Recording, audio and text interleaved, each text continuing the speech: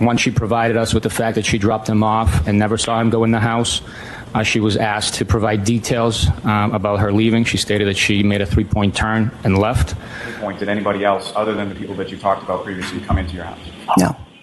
And specifically, John O'Keefe or Karen Reed that you saw at the bar earlier that night, at any point in time on the evening of the 28th or the early morning of the 29th, did either of those people come into your house? No, they never came into my home. And John O'Keefe and Karen Reed never entered my house. JJ and your Uncle Matt McCabe arrived at the house. Who, if anyone else, came by the house that you were aware of? No one. Well, let me ask it this way. As far as anybody else following them actually physically come into the house? No one else came into the house after them, no. And at some point now, beyond the people that you just described, did anyone else come into your house, into your parents' house that evening while you were there? No. And specifically, Mr. O'Keefe and or his significant other, Ms. Reed, at any point in time while you were there, did they come into your house? No, neither of them ever came into the home.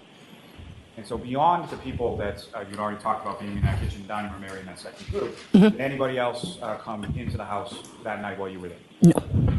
And at the time on January 28, 2022, were you familiar with either a person named John O'Keefe or a person named Karen Reed? No.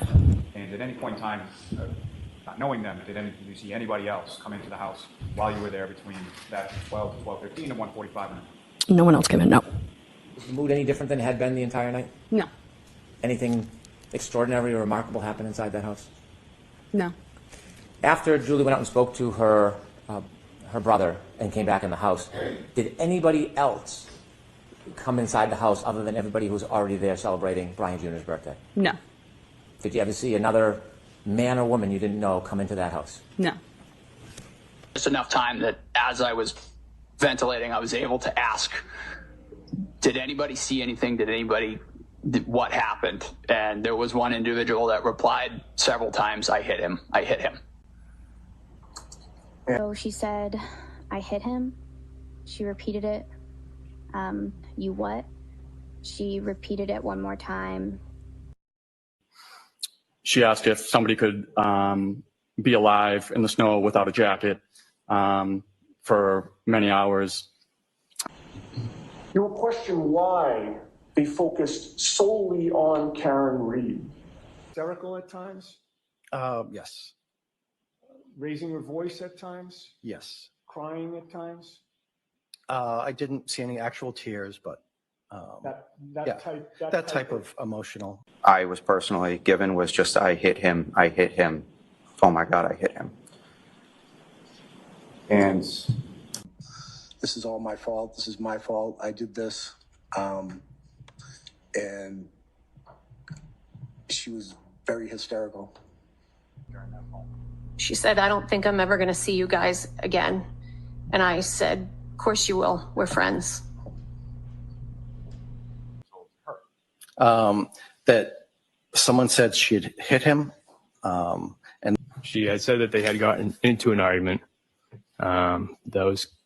She was sad because that was the last thing she had said to him was the argument, but she didn't go into detail on what the argument was about or what was said.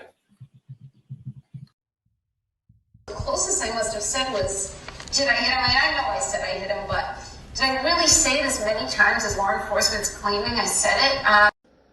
Do you have an opinion whether, based on the data and based on the physical damage and your testing, whether that is consistent with a collision or a impact with Mr. John O'Keefe? It is consistent with the collision as long as it's greater than approximately 8 miles an hour. Do you have an opinion whether it's consistent with an impact or collision with Mr. John O'Keefe on January 29, 2022 at around 12:32 a.m.? With that caveat, yes. In your testing, did you consider, or do you have an opinion to a reasonable degree of engineering certainty, whether John O'Keefe's injuries on his arm, and inevitably in the back of his head, are consistent with being struck by a Lexus identical to the defendant's Lexus on January 29, 2022? Yes. What's your opinion? That it is. It is consistent with being struck by a Lexus and ultimately contacting a hard surface such as frozen ground. And does that specifically pertain to January 29, 2022 around 12:30 a.m.? I'm going to allow that. Yes, it does.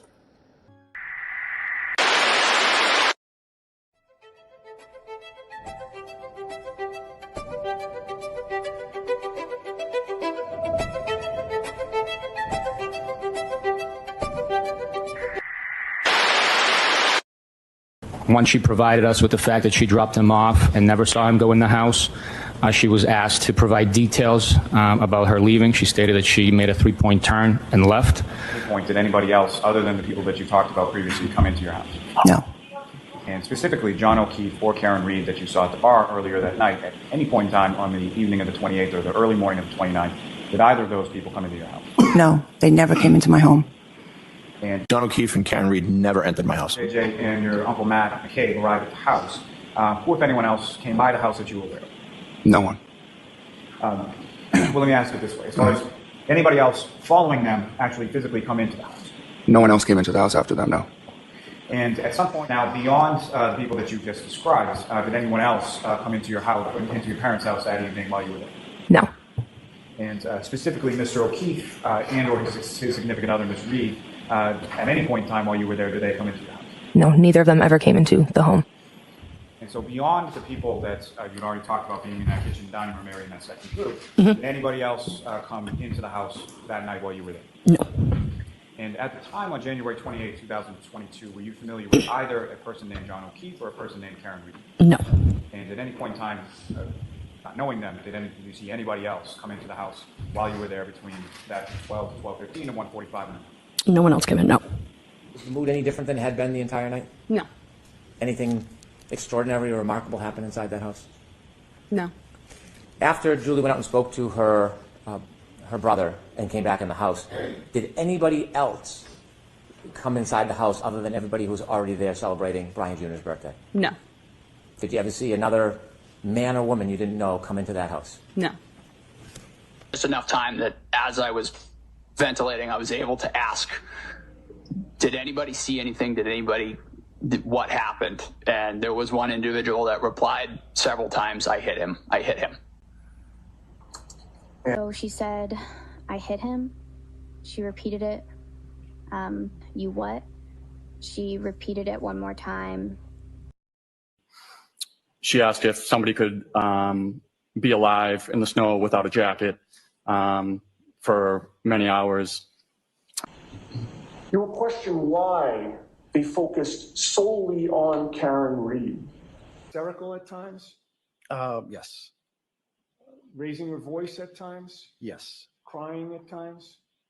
I didn't see any actual tears, but yeah, that type of emotional. I was personally given was just, I hit him. Oh my God, I hit him. And This is all my fault. This is my fault. I did this. I'm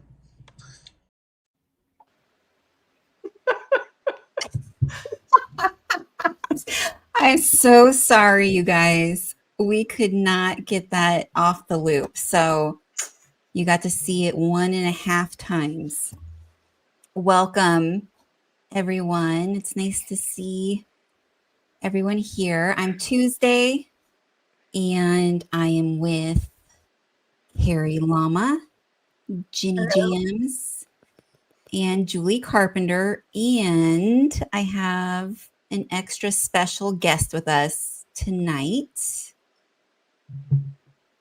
We'll bring on in our special Lydia. Woo woo. Hi, Lydia. Hi. Hello, everyone. Hi, so Lydia. Happy to have your Southern accent with us. Me too. I'm excited. All right. So before we get started, we have our housekeeping stuff. Tomorrow is John's, or would have been, I should say, John O'Keefe's birthday, his 50th birthday. And Julie made a really great suggestion last time we were on here that for his birthday tomorrow, let's start, if there's any donations, it can start with $5, $50, somewhere in there, the 50 in donations, and leave a really special message and hashtag him too. If you remember, we're going to be putting together a little video that with all the really sweet comments and stuff. So if you want to be a part of that and you leave a sweet comment, do that, share the message, and yeah, it'll be a good way to just speak some kindness. And then And I'm so sorry, you guys. In my post, I had put that you can donate like with the cents is 50 cents. You cannot donate with cents. It has to be a whole number. So I'm sorry, that's my fault. But yeah, if everyone could make a donation and wish John a happy heavenly birthday, that would be really sweet for the O'Keefes to see. That's a great idea. Love it. All right. So any other housekeeping, guys? Is there anything you wanted to mention from last week before we dive into the new stuff? Well, we have our guest dates. Do you want to let everybody know when the guests are coming on? A couple of the guests that we have dates for? Sure. So mark your calendars. We have December 19th is a Friday, and Carrie Roberts will be joining us. I'm extremely excited. And then January 9th, we have, I think that's a Friday too. Yes. Okay. We have Chris Albert, who's going to be joining us. I'm also extremely excited about that. So, yeah, put it on your calendar, guys. Exciting. It should be really good shows. Yes. And then feel free to email us at forensicroom@gmail.com if you have questions that you want to ask. Oh, we lost Ginny and she's coming right back. I'm here. Obviously good faith questions, but good questions that need to be asked. So feel free to email us and we'll try and get to those. And one thing I did want to mention in housekeeping, last week I had talked about some of John's tech data that we were going over, and I forgot to mention something and someone brought it up. So I'm going to add it in real quickly here, but it's under an image file here. So I had showed how the trigger events, there was two trigger events. The first trigger event that was talked about was Karen's 3-point turn. And Dr. Welcher had really worked off of that 3-point turn. That was something they could match with the data and figure out when that reverse was done. I wanted to also show you real quickly that he also did power on, power off. So we had they had a lot of data to look at. So let's get this on here. So I just wanted to show this real quickly. We are probably going to cycle back to this topic a lot down the road. The data is an extremely important part of this. There's quite a few topics that really need maybe even its own episode or multiple episodes to really dive into and to make sure we're covering all the questions.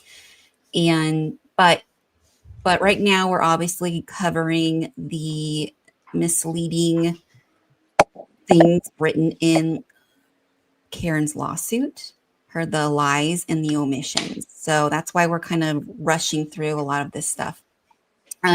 Here's the power on, power off. So they were able to go from the last moments of that car moving and put it with the timeline of events that was Karen's alibi. So that as well, on top of geolocation and the steering wheel turns and all these other data points that they were able to really hone in on Karen reversing at 74.5% throttle right at the time that she would be in front of 34 Fairview. So I'm going to take that off, and then we are going to get into a few more of the lies and misleading narratives here, and Ginny's going to start us off. Give me 1 second and I will move this. Okay. So it's all you, Ginny. Okay, so I'm going back to some of what we covered on Thursday, Saturday. What is today? Today's Today is Sunday. Today's Sunday. When were we on before? Thursday. No. So, and some of this is going to be a repeat for people who were here on Thursday. So I apologize, but just in case there's anybody that wasn't, I want to start back at the beginning. I'm covering Karen's point. It's number 40, or in the complaint, it's number 42. And it is the claim that, I'll just read the first half of it. It says, while Miss Roberts joined Miss Reed while administering CPR, Miss McCabe did not help or even approach Mr. O'Keefe. Rather, she sat in the vehicle, called 911, and reported that there's a man passed out in the snow. So this one is, there's a ton of these, but this is one of those that I just can't believe they even put this in here, because it's so easy to disprove. We have the 911 call. We hear what's going on when Jen is on the phone. It's just one of those things. I think Karen was just screaming at Alan, you pervert, put this in the, write it down. Like, I can just see her doing that, because that's the only thing I can think as to why they would put something like this in there. But can you play that clip Tuesday, the Jen CPR clip? We played it the other night.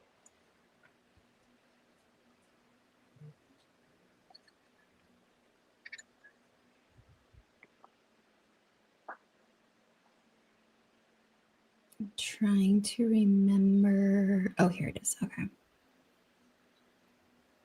How long did you give chest compressions for to Mr. O'Keefe?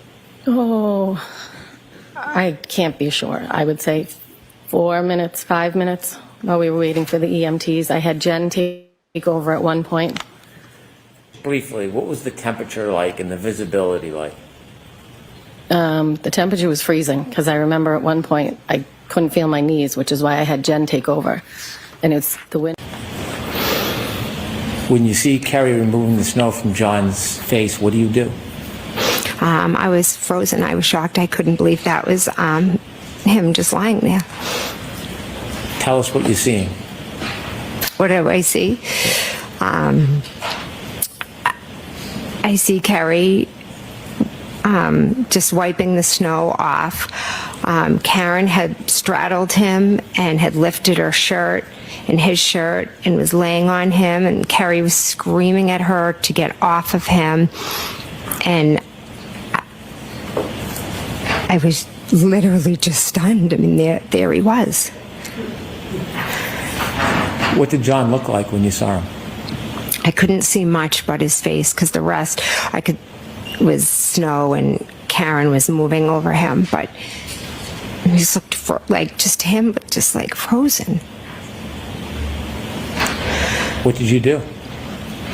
At first, I just stood there for a minute because I couldn't believe it was him. And then Kerry Roberts and I made eye contact. And I knew, I was like, all right, I'm going to call 911. But I think I knew in that moment that John, was dead. Did you call 911? Yeah, I started to call 911, and Kerry and Karen were just screaming. And so I walked back towards Kerry's car, and then Kerry was also yelling at me to go to the back of the car to look for blankets and towels.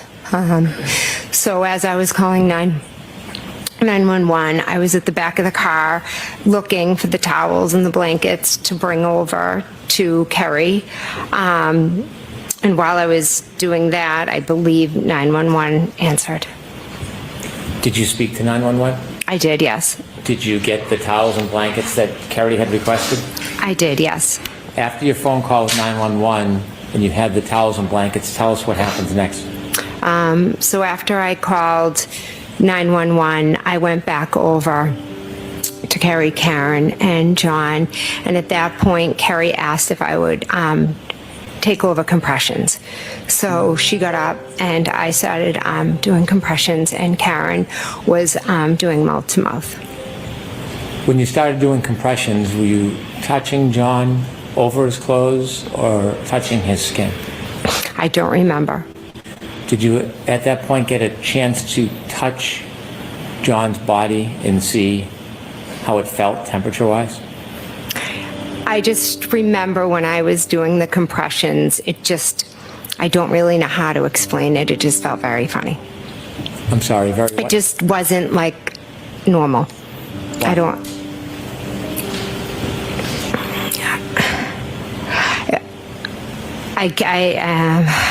I can't think of how to describe the way it felt when I was trying to press down, but it was like resistance.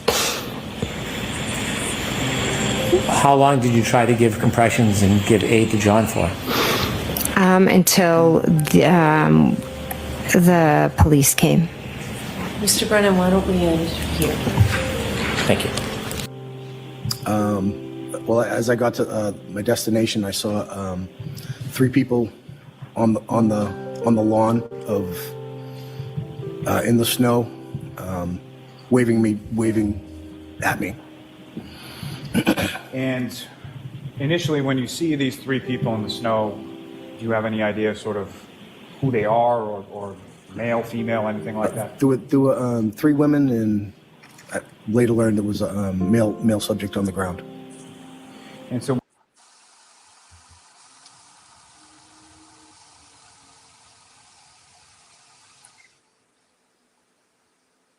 So, I mean, we have 3 different perspectives of what happened, right?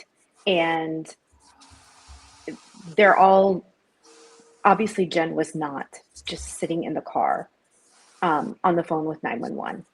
Can I jump in for a second? Yeah, go ahead. Do you mind? So Yeah, do you no, remember go. when Karen stood on the courthouse steps and told the news and everyone standing there that she was the only one trying to save John's life, which was a lie? She lied.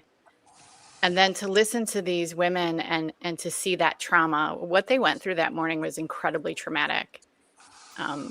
And for Karen to just be like, it was just me and I was the only one trying to save him.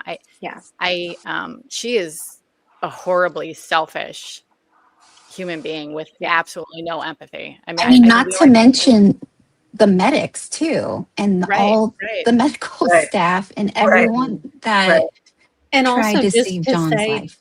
to say Jen didn't do anything, but she called 911. Karen didn't call 911. Right. Jen 53 called phone 911. calls. 53 phone calls from 12, whatever time it was. I can't remember now, but not once did she call 911. She did not call any of the hospitals like Carrie did. She didn't call a single police station like Carrie did. Those women are the only 2 that did anything to get help to John O'Keefe. And she takes that from them. She totally tries to strip that from them and make herself the hero.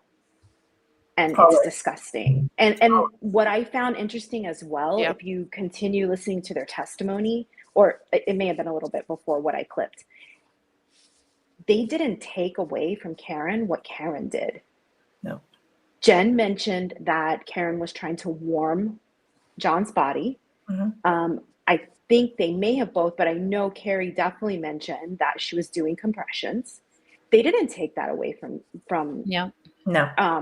Karen. I mean, they acknowledged that yes, she did try to help him once they found him.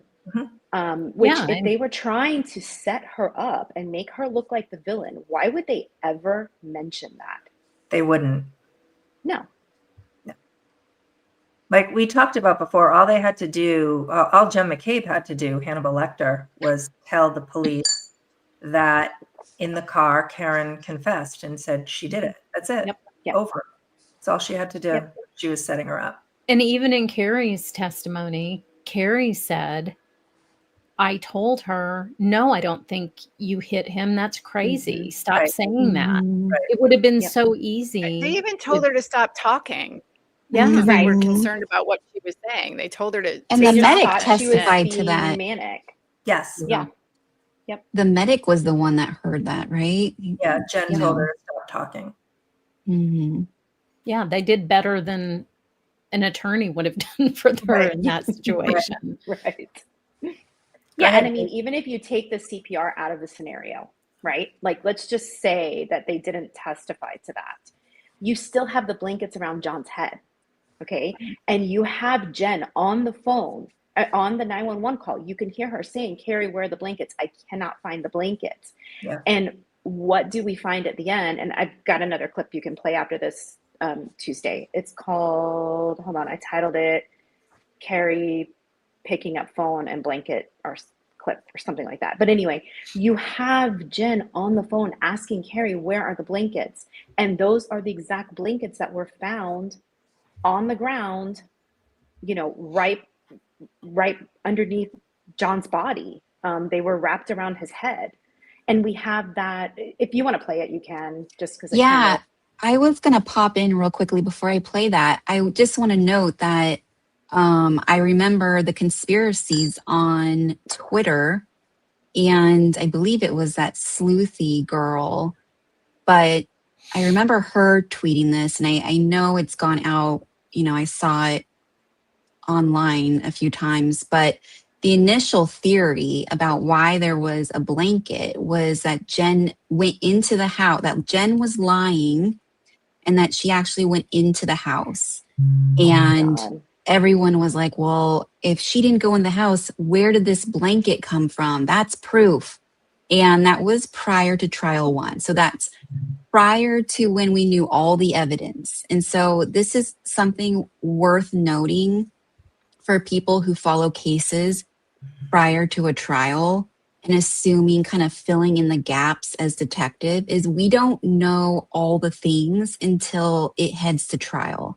And so this was just another one of those conspiracy red herrings that was out there and pushed as proof that there was a conspiracy cover-up. And once that was debunked, it still kind of floated around, right? It still well, was she never took it back, right? She never corrected herself. Never. No. They never do. No. So she went in the house, got blankets, and told Brian and Nicole to stay down. Right. Don't come outside. Right. That makes sense. All right, I got the video. I'm gonna play. Okay, thanks. Before we move forward, I want to step back for just a moment. Did you see when the medical personnel, the first responders, lifted John from the ground and then put him on a bed? Yes. Shortly after they moved John from the ground and brought him to the bed to bring him to the ambulance, did you go back to where John lay when you first saw him? Yes, I did. Why did you go back to the spot where John was lying when you first saw him? When they lifted him up, there was grass underneath him and I could see his phone. So I went over and picked up the phone and the 2 baby blankets that were left on the ground. Could you stop there, please? Ms. Roberts, do you see yourself in that video? Yes. And where were you in that video? I'm over near the flagpole. What were you doing in that video before you stood up? I think I was picking up the phone and the blankets at that point. You see the first responders getting there? Yes. Okay, continue. Yeah, so I mean, I don't really know what else needs to be said about this. How it's long? so easily debunked that it's not even funny. And you know, the other thing, I didn't clip Jen's 911 call, but you also can hear Jen consoling Karen, right? We hear that multiple times during the call. So if Jen was sitting in the car the entire time, was Karen crawling in the car and sitting next to her and being consoled and then crawling back out of the car? I mean, it makes absolutely zero sense. Like my 6th grader could argue this for them in court and they don't even need to pay the attorney. Like tag him in, he's got this. And that's the other thing too, right, G, is that video is when she goes and picks the phone up is when from the entire night, John O'Keefe's phone didn't move until she picked his phone up. And if you watch the dash cam time and his Apple Health data, it completely matches. Completely matches. The actual dash cam time, not like Alan Jackson. Correct. Dash cam time. Correct. Yeah. So then the second half of that the complaint number 42 is it says, despite knowing that her brother-in-law, Brian Albert, a police officer and first responder, was just feet away inside the house, Miss McCabe never went inside the house or requested that Albert come down to help Mr. O'Keefe. Rather, as Mr. O'Keefe lay dying in the snow, Miss McCabe stood and watched with no fear or urgency or even concern for her family members residing feet away. So, this one, hold on one second. And I'm sorry on this one if it sounds like I'm reading a little bit, but I kind of I broke down the time, so I kind of need to read it a little bit. So we all saw when Jen talks about getting out of Carrie's car and she sees John lying there. There's like a moment of shock. She realizes she needs to call 911, right? The 911 call was placed at 6:03:47. And I've got that to Tuesday if you want to put that on the screen. Okay. Is it a video or a No. It's just a photo. Yeah. Okay.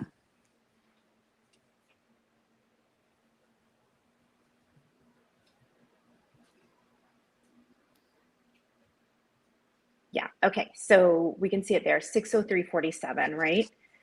And it's 3 minutes and 32 seconds. Okay. So she calls 911. She's transferred a couple times. Like I think she's transferred to Norwood, then Canton PD, and then she goes to Canton Fire. But total, the call is 3 minutes, 32 seconds. So that gets us to 6:07:19. After she hangs up with them, she takes the blankets during the call, but after she hangs up with them, she takes over CPR for Carrie, right? And we've already seen that clip. And we know from this footage that if you could play it next, we can see what time Seraph arrives. I think it's called Seraph arrival time. Got it. 10 a.m. that you arrived, correct? About that, yes. And then Officer Mullaney actually arrives after you about 6:11 a.m. Is that right? Yes. And Sergeant Good does not arrive, according to your own dash cam, until about 6:16, a little after quarter after 6. Yep. All right. So right off the I think I cut it off a little bit, but basically he gets there about 6:10, right? No, I did. I think that's my fault. I think I clipped it too early. So between her call ending and Seraph getting there, because her call ends at 6:07:19, Seraph gets there about 6:10. That is 2 minutes and 41 seconds. Okay. They think that Jen should have had these heroic efforts to not only help with CPR, to not only console Karen, but also to be able to have enough time to run into the house, run up the stairs, wake up Brian, get him to wake up and understand what's going on. Because of course, you know how it is when you're in a deep sleep. You don't understand at first, when somebody wakes you up, exactly what's happening, right? And I mean, if you take the time, let's say she helped with CPR. Let's just split that 2 minutes and 40 seconds in half. That gives her 1 minute and 20 seconds to do all of that. And then potentially miss, because she was waving down Officer Seraph, right? For him so he would see them. That she would potentially miss doing that. There is absolutely no way possible that she could have accomplished all of that by the time first responders arrived there. Who would ever think, if I found you on my front lawn or anyone's front lawn, I would never leave you and run in the house? For what? Right. There's mean, no right, Brian has Carrie? come out.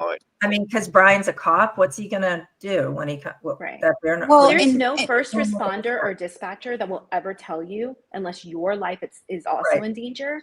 There is no dispatcher that will ever tell you to leave the victim. If she Never. left the victim and she's on the phone with them, like let's say she left while she was still on the phone, she could miss giving like vital information to the dispatcher. I mean, it makes absolutely no sense. And if she Well, had left, and Carrie So Roberts was CPR certified Right. too. So Exactly. she was able to do that. She was able to do just as much as Brian Albert would be in that moment. And not to mention, and this goes again to the conspiracy ideation problems, is had Brian Albert gone outside, they would be accusing him of walking all over the crime scene intentionally. Yeah. And, leaving his footprints and his DNA and all that stuff. So it's a it's like a lose-lose situation here. There's no rights. You're right. Exactly. There's nothing they could have done in that situation to appease the peons. Or if Jen went in the house, can you imagine what they would be saying she did in there? Yeah. I can, unfortunately. Carrie, what do they say Oh, about exactly. can you put that on the screen, Tuesday, that call, Jen's call to Nicole?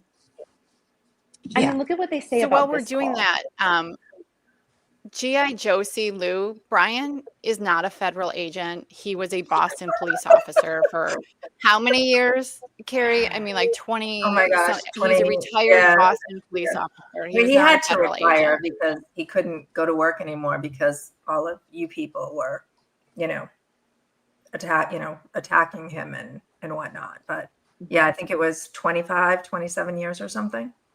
Right. He was not a federal agent. No, he wasn't a federal agent. Brian Higgins was a federal agent. He was an ATF agent. Brian Albert was not. So it's important to get these things right. Brian Higgins is the one that Karen could have texted and called and asked where Jen was, or where John was at, but she never did. No. She didn't take that opportunity. Oh, and now she's out. She's going to leave. So, okay, bye, Josie. I love the name Josie, by the way. I do too. I have a very good friend named Josie. I love that name. I hate that we have to do this, but because we put this up and this call log here, and this was Jen's phone, correct? Yeah. So if you see here, it says deleted. Yes. I just want to show you guys something real quickly, and I can bring this back, but I feel like, unfortunately, people jump to the next conspiracy, and unfortunately, it's hard to go over absolutely everything all the time at the same time, but I find this extremely important. And here's just a quick little thing about Jessica Hyde. I just want to find the little clip here. So she explains that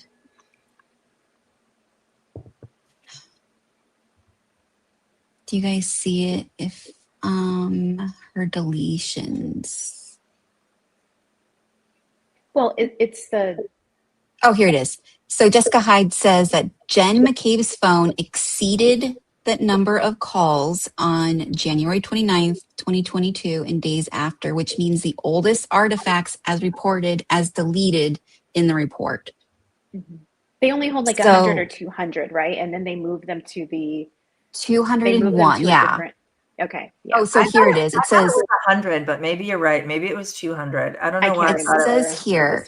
So Hyde is also asked about the parsed phone call data that shows as being in a deleted state. She explains that our mobile devices manually move older calls to a deleted folder after it exceeds 200 calls, meaning the oldest of 201 calls is moved automatically from memory storage purposes and so forth.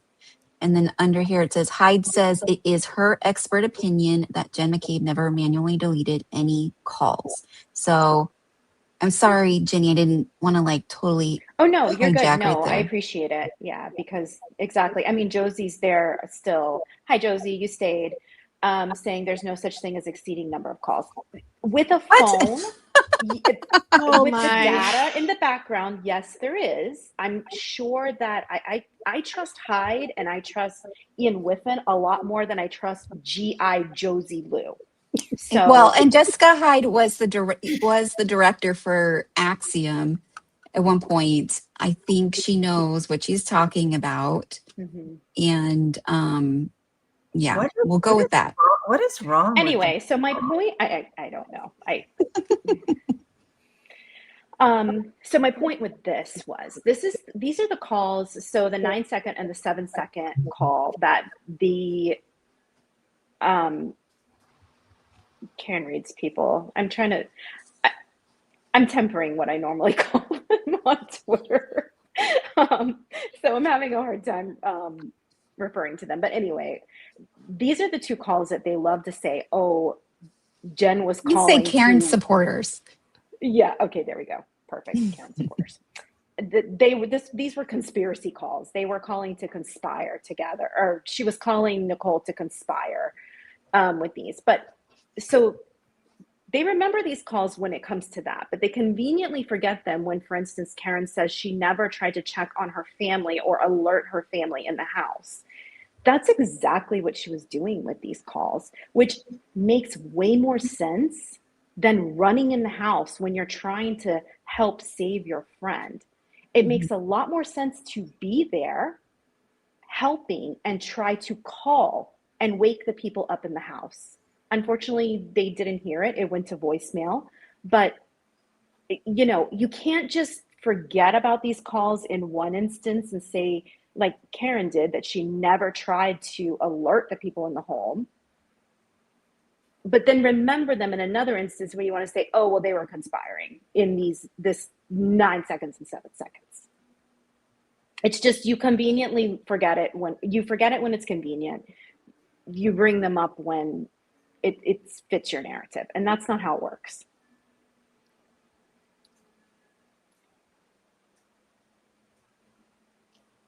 And that's all I have to say about that.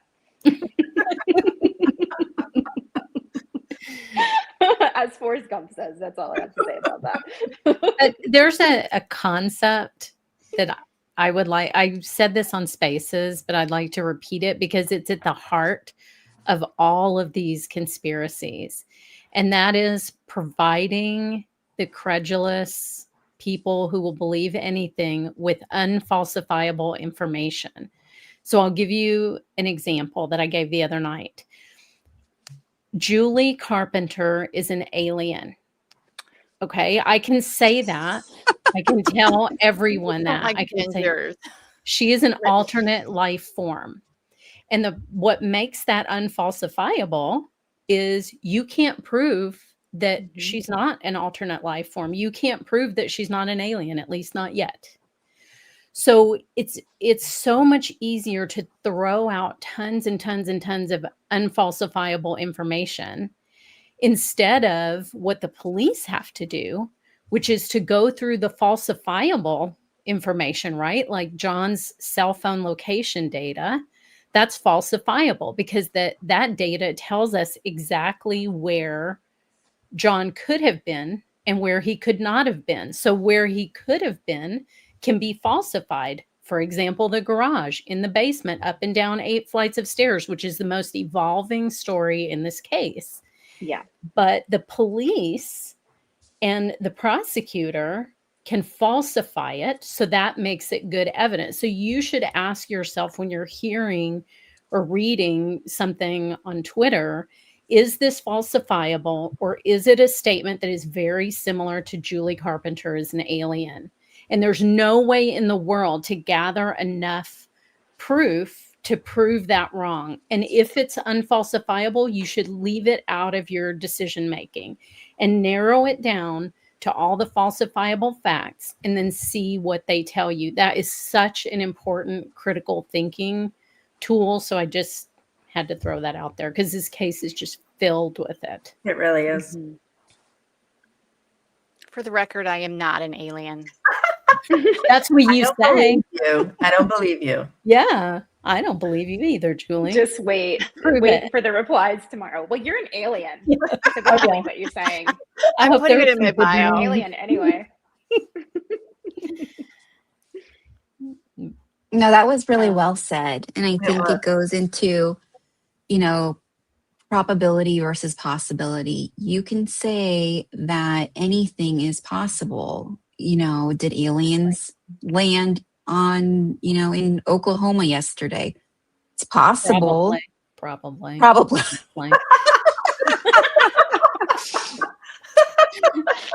But you have need to another example. And you know, but you got to work with the evidence. What is probable? So anything when you have a conspiracy mindset and it exceed, you know, it's good to be skeptical to a degree, right? To make sure that you are turning every stone over, making sure you're looking at everything from different angles, especially. However, when you are looking at everything, wearing your conspiracy goggles, you can make anything possible. You can make anything, like again, going back to Brian Albert not coming out of the house. It's like, oh, well, so weird. He didn't come out of the house in that small time frame, right? From when they found him to when the EMS had come on scene. But you have to ask the questions. If you actually want to know the truth and you want to analyze something logically and with honesty and clarity, you're going to look at things from different angles. So you're going to look and say, sorry, Tuesday. I just want to point out that's assuming that they want to. And there's so right, many exactly. people that don't. Right. So, and that's when you're in that mindset, that conspiracy mindset. If you are refusing to look at things from different angles, you know, and ask yourself, you know, is snow a sound buffer? Yes, you guys, it is a sound buffer. It is a scientific fact. That's why like snowy scenes are very quiet, is the sound doesn't bounce on snow. So there's a lot of things that are more probable when you look at them and you analyze them with logic. Like the Faraday bag, which I can hardly even say with a straight face. Jen McCabe does not run around this earth, I feel 100% confident, with a Faraday bag in case she needs to hide someone's cell phone. That is not something that happened. But it's gobbled up by tons of people and re-spread around as fact. But it's everyone's job as a consumer of that type of content to say, you know what, I don't know anybody who has both a loaf of bread and a Faraday bag in her SUV. I just don't. Just think of one person. Hey, where do you even get, like, can you order those on Amazon? I have no idea. You can. I'm going to check I've right never now. Googled Ask or Jen. searched Faraday bag. Yeah, I'll ask Jen. That's a good idea. I think it was on Lost. I think that was the first time I'd ever heard of a Faraday bag. It came up in Murdaugh too. Oh, that's right. Oh, it Yeah. did? You can buy it on Yeah. Amazon. It Do you did? remember? Yeah. The defense That's right. attorneys were trying to say that the phones, the data from the phones, that it wasn't accurate. It wasn't legit because Yep. they didn't put the phones in a I Faraday remember bag. that now. I remember. Yeah, they made a that. huge stink of that. And they were saying, look, we either use a Faraday bag or we put it on airplane mode. We put them on airplane mode. Like it's fine, but they made a huge stink of that. I remember that now. Mm-hmm. Crazy. So, but yeah, that's 42. So I'm done with that one. Whoever Awesome. wants to go next. I think we have. So we were moving our profile photos around because we heard that our pictures were like Blocking underneath the the chat. comments, the chat. So we have this, but it won't. Lydia, I don't know if you can It get like it on the other side. reverses it. What? Is there a way to get us on the other side? Not while we're live. I mean, whatever you just did it. It moved us I over to did the other it, but it once I took the screen, whatever we were looking at down, it put us in this mode. Yeah, I know. It's like backwards. I don't like that Look, mode. we are more Yeah. interesting than the chat. Sorry, Don't guys. worry about the chat. We can read the chat tomorrow. Okay. So I'll fix we're it gonna for move next time. we're gonna move on to Carrie. I think you were gonna touch on the Higgins, something about Brian Yeah, Higgins. I also wanted to talk first though about it was one of the first comments just about that the people inside 34 Fairview, I don't know what number it is. It's really it's right at the beginning there. Julie can probably find it quickly about that. Oh, number 3, that the House defendants, which is their dehumanizing new name that they're calling them instead of the McAlberts, were a well-connected, close social group with strong ties to law enforcement, meaning Michael Proctor. Oh, and that he has been and remains, Michael Proctor, close friends with them. So when we talk about who was inside 34 Fairview Road that night, there were 9 people: Jenna Matt McCabe, Brian and Nicole Albert, Brian Higgins, Caitlin Albert, Brian Albert Jr., Sarah Levinson, and Julie Nagel, who are Brian Albert Jr.'s friends. They're 2 young women who, if this conspiracy happened and murder cover-up, were involved in this. So 2 young women who are not related to these families. One of them's a nurse, whose job is to save people. And according to Karen Reed and her attorneys, they're all involved in this conspiracy. But here's something that is really important for people to know and that has been misrepresented publicly over and over again. None of these individuals had any prior relationship with Michael Proctor. None of them. The only connection is a distant connection that Brian Albert's brother's wife's sister is friends with Michael Proctor's sister. And yes, you've all seen that Colin Albert was in, I think it was it Michael Proctor's sister's wedding? Okay, right? It's his sister's wedding. So I think that Colin has met Michael Proctor, I want to say, if I remember correctly, maybe 6 or 7 times. And I think it was mostly when he was younger, and he never, prior to John dying, it had been like 5 or 6 years since he had seen him. He didn't even know Michael Proctor's children's names. That's how much he wasn't part of his life. And not to mention, Colin Albert wasn't in the house when Karen and John pulled up. So no one in that house, Brian Albert never met Michael Proctor. Matt McCabe never met Michael Proctor. Jen McCabe never met Michael Proctor. Caitlin Albert, Sarah Levinson, Julie Nagel, nobody knew Michael Proctor. And one of the most disgusting things I've seen is Karen Reed and her supporters have pushed this narrative that they have, and going as far as just circulating a photograph of Michael Proctor with some of his friends' kids or something, and publicly claimed it was the McCabe children. Can you show that picture, Tuesday? Yep. And can I just say, if I was the parent of these children, yes, I would be so angry that this Right. mob And latched onto my children Right. and were Right. So yeah. there's the picture. And the woman had to come out and sign something. The defense knows this, and they've known this since way back, and they've never corrected this. Those are not Jen McCabe's children. They are not.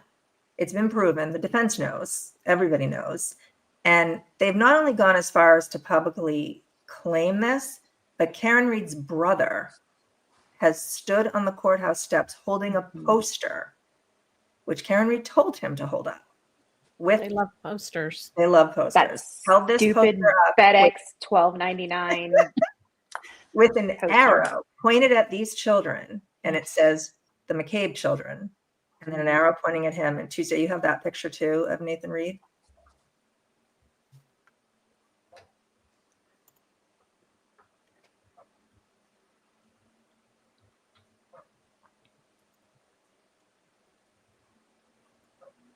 So there he is. And there's not only a photo of someone else's children, but a photo of Colin Albert on his football team up in the right-hand corner there. And who did that layout? It's horrendous. It is Probably Karen. I mean, look at this. this smug look on his face. Look at I that. know. I mean, it just, that picture infuriates me. Me too. And in the video is even worse. Julie and I have watched it 100 times because she's next to him, telling him to hold the picture out. It's so disgusting. And like I said, it's been proven 100% false. They've never corrected it. No one's ever corrected it. And this is what happens. A claim is made. And it's that photo is still on I think Aiden's blog. Yeah. And I mean, a lot of these things, they just do not go corrected. They still post the photo to this day and say it's her children. It's crazy. You can't take that back from the crowds. Once it's out there, nobody's going to listen to reason except reasonable people. So, Is that the back of Ted Daniels' head? I think that is. I think it is. I don't know who that That's is. who I can't remember who that is. I think she's it's like, just why are you holding up this tiny friend? Like it almost whoever it looks is, like is wearing flag pink. or something. They're wearing pink. Like ironic. I don't know what he's doing, but it does look like the back of Ted Daniels' head. It does. It probably is him. Trying to read the 12-point font. Yeah. Come on, Nathan. That's just one of. So I mean, the claim that they're making is easily correct. It's another just complete lie. I mean, they were literally trying to frame these people for framing. Like they were trying to create a story that Karen was framed, and in order to do that, you have to frame people basically to be the scapegoat. And I mean, this has children on it. This poster has children on it. I know. Who said it looks like two example of it does look like bricks. It's a perfect example of what went wrong in this case because these, third-party culprit claims happen all the time. But here, these people, these attorneys, this defendant, her family, took it outside the courtroom and started pointing fingers. That never should have happened. David Yannetti, Eliza Little, Alan Jackson, they are all responsible for this. They should have never allowed this circus to happen. They knew better. They 100% knew better. And they are also standing there in that crowd watching this go on. I mean, I feel like this is just Alan Jackson's mode of operation. Yes. Because I just saw him the other day and he was in an interview and he's talking about his current case, which some of you know that I've been keeping an eye on, was the Pepperdine for the sorority girls. And he went on and he was telling the media that the kid who is, I don't know, I mean, I call him a kid, he's 20 something now, in his early 20s, that he does not come from a wealthy family. And he's like, he lives in, his family lives in Malibu and he drives he was like a BMW or something. And but it's not a mansion. He's not like, and I just think that's the thing with Alan Jackson is semantics. He really plays into words with connotations. And like the word wealthy it means something different to different people. It's not like there's a number that means you're wealthy, right? It's kind of this illusionary idea, this concept of what we think in our head, what wealthy means. And so, he plays around with that stuff and he's excellent at it. He would make a fantastic used car salesman. And, the problem obviously is that his tactics are at the expense of real people. Mm-hmm. He could be the used car salesman and Nathan could be the guy that stands on the sidewalk with the signs. Nathan literally a used car salesman? Isn't he a car salesman? He is. Yeah, he is actually. Yeah, that's true. Yeah. It's a good point. Yeah.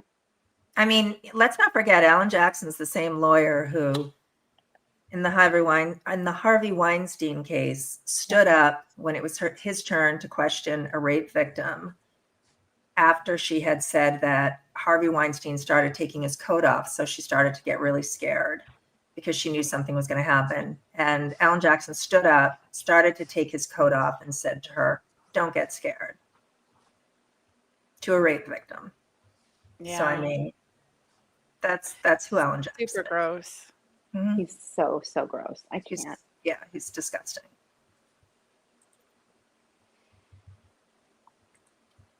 So do you want me to get into number 38, Tuesday? Mm-hmm. Okay. So that was, I'm not going to be able to find it now. 38 is after the physical altercation, Higgins left the house because, they're saying in the chat that even though it's literally impossible for John O'Keefe to have gone inside 34 Fairview, that there was an altercation inside. Higgins left the house and drove to the Canton Police Department in the middle of the night. He was walking down the hallway and I'm going to say, I can never pronounce, surreptitiously entering offices while wearing a hoodie to obscure his face. Surveillance video outside reveals Higgins transporting a large bag from one vehicle to another before driving away. And there was something Oh my else. God, look, it's his face, guys. His face after he Absurd. sat in with his there's his ID. face, right? So that, according to Karen Reed and her lawyers, that is hiding your face. Right. And by the way, we also have a video of the weather, what the weather was like. I think we got one of the biggest snowstorms we've ever had. I'm pretty sure It was the 7th largest. Yeah. Seventh Okay. largest. I think we got 29 inches of snow that night. So he's dressed extremely appropriately, if not underdressed, for the snowstorm. I would say underdressed. Yeah, I don't know why these men are going. he doesn't even have gloves on. And by the way, these are the same clothes that Higgins was wearing in the waterfall. So according to Karen Reed's attorneys and Karen Reed, he killed John O'Keefe, kept his murder clothes on, and went to the Canton police station in his murder clothes. To be filmed in the murder clothes. Do you guys remember the rumors online that that's actually Brian Albert? Yes, Yep. I was Yep. going to say the same thing today. So in Jen's peanut butter sandwich Faraday bag, Yes. there are masks of all of the people involved that they can just switch out, put on a hoodie, and go into the police station with your own ID and be recorded swiping in. Yeah. That's so They really surreptitious. thought of everything. Yeah. They thought of everything. It's amazing. It's amazing. so sneaky to badge in with They your own are, they're ID. sneaky. So, backstory on this for people that don't know, Higgins and Brian Albert had just returned from New York. They had a police officer's funeral that they attended. Higgins drove there with Kevin Albert, and Brian Albert and another officer they flew out. They were supposed to take a return flight home, but it was canceled because of the snowstorm. Unfortunately for Brian Higgins, he decided to go back a day early because of the snow. So he said to them, come with me, whatever. So the four of them drove back. Higgins knew that a storm was coming. He kept several vehicles at the Canton police station. It was like a standing agreement, but the standing agreement was if there was bad weather and a storm was coming, the chief asked him to move the vehicles into the middle of the parking lot. So that's what he was doing. That's why he went back there. He could either go back there on his way home from 34 Fairview, or he could go back in the morning during the 27 inches of snow that we were getting. So he stopped there, went in, as you can see, used his swipe card that's assigned to him. So Karen Reed and her lawyer is saying that he was sneaking into the police station is a complete lie. He used his own key card assigned to Brian Higgins, swipes in, it records him swiping in. So that makes me crazy when they say that. There's nothing that debunks that more than him using his own key card. So yeah, he walks in, it's near whiteout conditions. Tuesday has a video of that. He uses his key card. His hood was up because it was snowing out, like we said. Went to his desk. One of his keys was there. Surveillance video that Tuesday can play shows him doing exactly what he said he was doing, which was moving the cars to wherever him and the chief had the agreement that he would move them to. Well, and what's wild about them saying that that's so suspicious that he'd move the cars in the middle of the night while they're simultaneously using as a huge part of the defense the exact time that the snow plows come. He was moving them away so that the plows could come. That's exactly why he was moving them. Correct. Right. And so they're like, Lucky can plow, but nobody else can plow. If Higgins is trying not to get the cars plowed, it's suspicious. Right. Exactly. He was like every single thing. I think he testified too that, right, his boss or someone was like very particular about moving the cars as close as possible because it was so tight in there. Well, he also he testified he had an agreement with him to move. He could keep all his cars there as long as he moved them all to where they weren't in the way if a snowstorm was coming. And hitting the basketball goal, I can tell you as a person who lives somewhere with snow like this, that's not unusual for snowplows. They're hitting stuff. So moving your car is what every single person does. And you usually don't do it until after it starts snowing. Right. So, and there's the video. I mean, that's what it looked like out. And it's also important when you look at this video, and there he is moving his cars. If you play it, he's like going back and forth and whatever. But that's what it looked like when Jen, Matt, Julie Nagel, Sarah Levinson left 34 Fairview, when Free Karen Reed is always saying that, they should have seen John. That's the weather conditions that we were dealing with. And then the other claim that they made in there. This is how how would you walk in this weather? It's I was cold, going to it's say dark. that. I don't live in snow, but I mean, obviously Florida, it rains like crazy. Stop bragging. Just kidding. But that's exactly what I was thinking, Tuesday. When you walk out of your house, if you're going to your car, you're looking down, basically at your feet. You're looking at where you're walking. Try not to slip or fall to get to your car. You're not doing the scan like you're scanning for snipers throughout the whole yard. You're looking. You're looking at the path you're going to, and you're mostly looking at your feet just to make sure you're not falling. Exactly. And you're covering your head up because it's cold and snowing. Exactly. The wind is blowing. I use an umbrella for that. I would We have don't my use umbrella umbrellas out. In Florida. That's right. You have Oh the yeah, umbrella. you use it for the snow. That's right. Yeah. Yeah, me and my umbrella in the snow. I feel like umbrellas are just way too much effort for They me. are. I'd rather just put a hoodie on. I agree. Yeah, they almost cause more problems. Yeah, agree. I try not to use one. All right, so let me finish this up with him. So you can clearly see he's dressed appropriately for the weather. The video's right there. He used a key card assigned to him, guys. He was not sneaking in. He was not sneaky weaky into Canton Police Department in his murder clothes, lurking around there. He has to swipe to get in. So the next day they'd see Brian Higgins went into the Canton Police Department. Went to his desk, got his keys, went out, moved everything around. The defense didn't show us the entire video of this because they don't want to show it to us because it's him doing exactly what he said.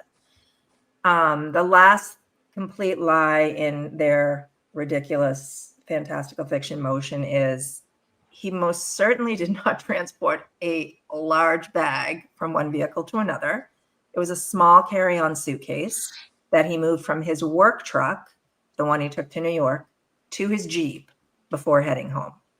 Oh, it wasn't Chloe's body. It wasn't. Nope. Chloe wasn't in a duffel bag. It wasn't Oh, bloody okay. rags. I mean, if it can fit in a carry-on suitcase, but yeah, it wasn't. The defense was so they loved that duffel bag term. Mm-hmm. Yeah, they loved that. So yeah, the claims about that one they're so easily debunked and refuted. It's unbelievable. The duffel bag thing was a shot at the military and police from Alan Jackson. That's his favorite thing. Oh, really? It's just coded language for this person is in the military and so they're bad. This person is in the police, so they're bad. Yeah. He threw a lot of that in there. Yeah, no, Which you're is right. disgusting. Yeah. Knowing that he has a military background himself. Well, okay. More on that later. I knew you were going to take exception to that, Lydia. Yep. Lydia, we have to do an expose on Alan Jackson. Don't worry. I won't disappoint you.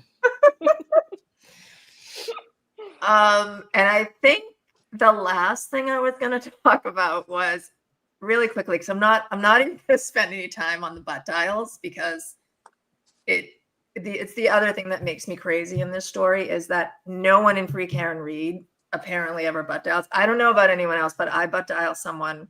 These girls can attest to it probably 30 times a day. Yeah. Literally. So. And 911 sometimes. We were talking about that on Twitter.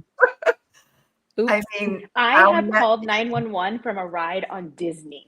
Like I had my phone in my pocket and I don't know what happened, but when I got off of the ride, they were calling me back saying that somehow I've done it.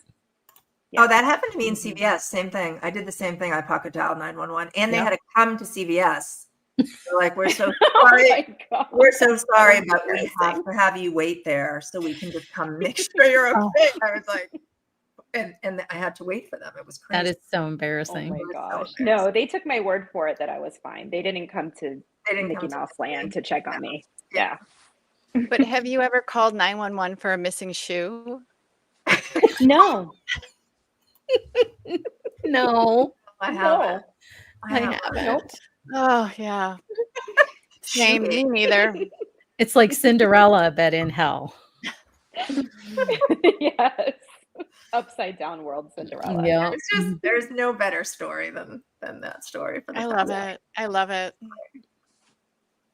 There just isn't.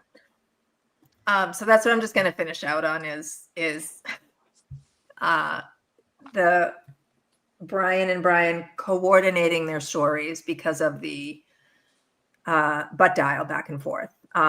They did not talk on the phone that night. I don't think either one of them really knows what they did. I feel like Brian Albert knows that he butt dialed whatever he rolled on his phone, this or that. Probably butt dialed Higgins. And maybe Higgins tried to answer it, accidentally hit redial. Maybe someone rolled on their phone. Who knows? But more importantly, who cares? They didn't talk. There's no evidence that proves that either one of them had anything to do with this. He never came in the house. To base your entire conspiracy like Free Karen Reed does on butt dials and dog bites is baffling to me. But I think that's something we always can get into a little bit later about like analyzing the butt dials. I think that's a good topic. Yeah. Right, because Jen did a lot too with John before when he was supposed But to. why have none of them thought that all of those calls were the last people that those people texted? So Jen was texting John. She was like, "Are you here?" When he pulled up out front, she's texting him. She's calling him. Right. So you put it in your pocket, and guess who you're going to call? You're going to call John O'Keefe. Exactly. And I'm sure it was the same with Brian and Brian. They had probably been texting each other, put their phone in their pocket because they're not obsessively locking their phones to cover up disposing of Chloe. So they just put their phone, you know. Well, and I think it's important to note too, is that Jen was texting John and the calls are interspersed within the text messages, what would be the point of her lying about not remember calling him, but remember texting him? I mean, Right. it actually would help her. It would help her story if she's like, yeah, he didn't come in the house. I was calling, I was texting, Yeah. I was like, what is going on?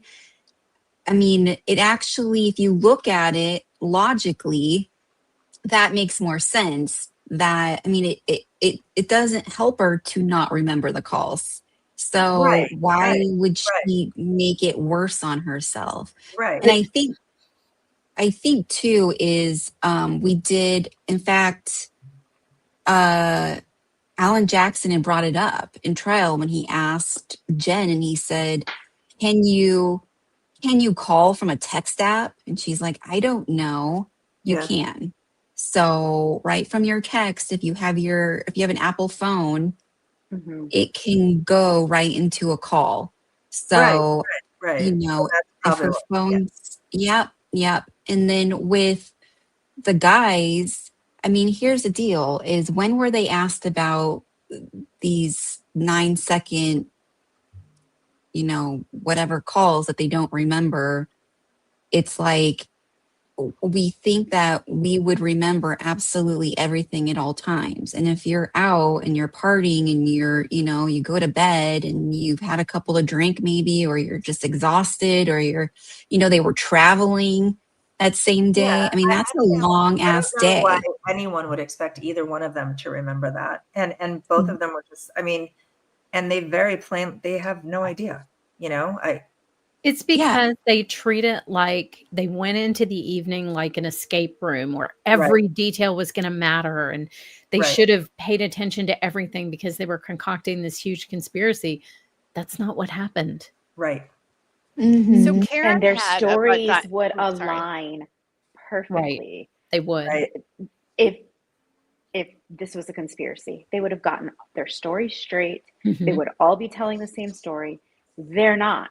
And the reason they're not is because they didn't work together to get their stories straight. There are gaps. There are things they don't remember. There are things that they may have thought went one way, but actually it was the other, because they weren't trying to work out all the kinks in their story. They were just telling the officers what happened. Right. And it was an ordinary night where there was no reason to remember the details. Remember all of this, right? And I think one of the most important things when you talk about the two guys, right, and the stupid butt dials and this and that, I remember someone reached out to me once on Twitter and said the reason they knew the story was absurd was, if anyone believes that an ATF agent and a Boston police detective are just going to dump a body on their front lawn and go home, you're out of your mind. And John and just wasn't. hope he dies, and just hope he dies, and he just dies. live to tell the story. They would still Doesn't be live to tell the story. They would still be looking for John O'Keefe if an ATF Yeah. agent and a Boston police detective did this. Like, you're just not thinking clearly. You're not thinking. Like, leave his phone with him and just hope. Right. And just hope he dies and he doesn't wake up and he have, Yeah. So Karen and to had mention. sorry. Oh, I think you're going to say it right now. Yeah, Karen had a butt dial that night. That's how we know when she walked into the house. We heard her heels across the garage floor when she was walking to the house. Oh, And that that's was right. after she left the message. So she connected what to the Wi-Fi at 12:36? At 12:37, I don't know if she was inside the car or outside the car, where exactly she was, but you hear her. That's when she leaves that message, John, I fucking hate you. And she's screaming. And if you listen to it, it sounds like her voice is echoing. So maybe she was still in the car with the window open, or maybe she was outside in that garage. So then from that phone call, that's another 4 minutes until she walks across that garage floor. What was she doing for those 4 Looking minutes? at that taillight. Yeah. And that's why she was probably screaming, John, I fucking hate you, because she knew the taillight was broken. Yep. That's Or looking at that hair on the back of it. That too. trying to, The single planted hair. Yeah. Or- They did such a great I job. think maybe she missed one hair. But they didn't paint paint his blood. Yeah. Right on the car. I the would police definitely take officers. that chance, just planting one hair. Mhm. I For sure, would. with I would. With my tweezers, Yeah. I would be out Right. there. Mhm. And the other thing about these butt dials, you guys, and these people that are like, this is suspicious. Can you explain to me how you would get a search warrant based on that, or what you would put in a probable cause affidavit to arrest that person? They made a butt dial. Like, come on, you guys. Especially That's when even ridiculous. Karen Reed said she did not see him go in the house. If you look at the initial, I'm going to cover that. I had that to cover, but we had too many topics. I'm going to cover that in another session. But yeah, I mean, she even told Yuri and Proctor, I did not see him go in the house. Right. She couldn't even place him in the house. Nope. 10 people said that John O'Keefe never came on the house, including Karen Reed. Right. 10 people, including her. I mean, she left her taillight there. There was microscopic taillight in his shirt. For anyone to have planted, I don't know if Karen Reed understands this.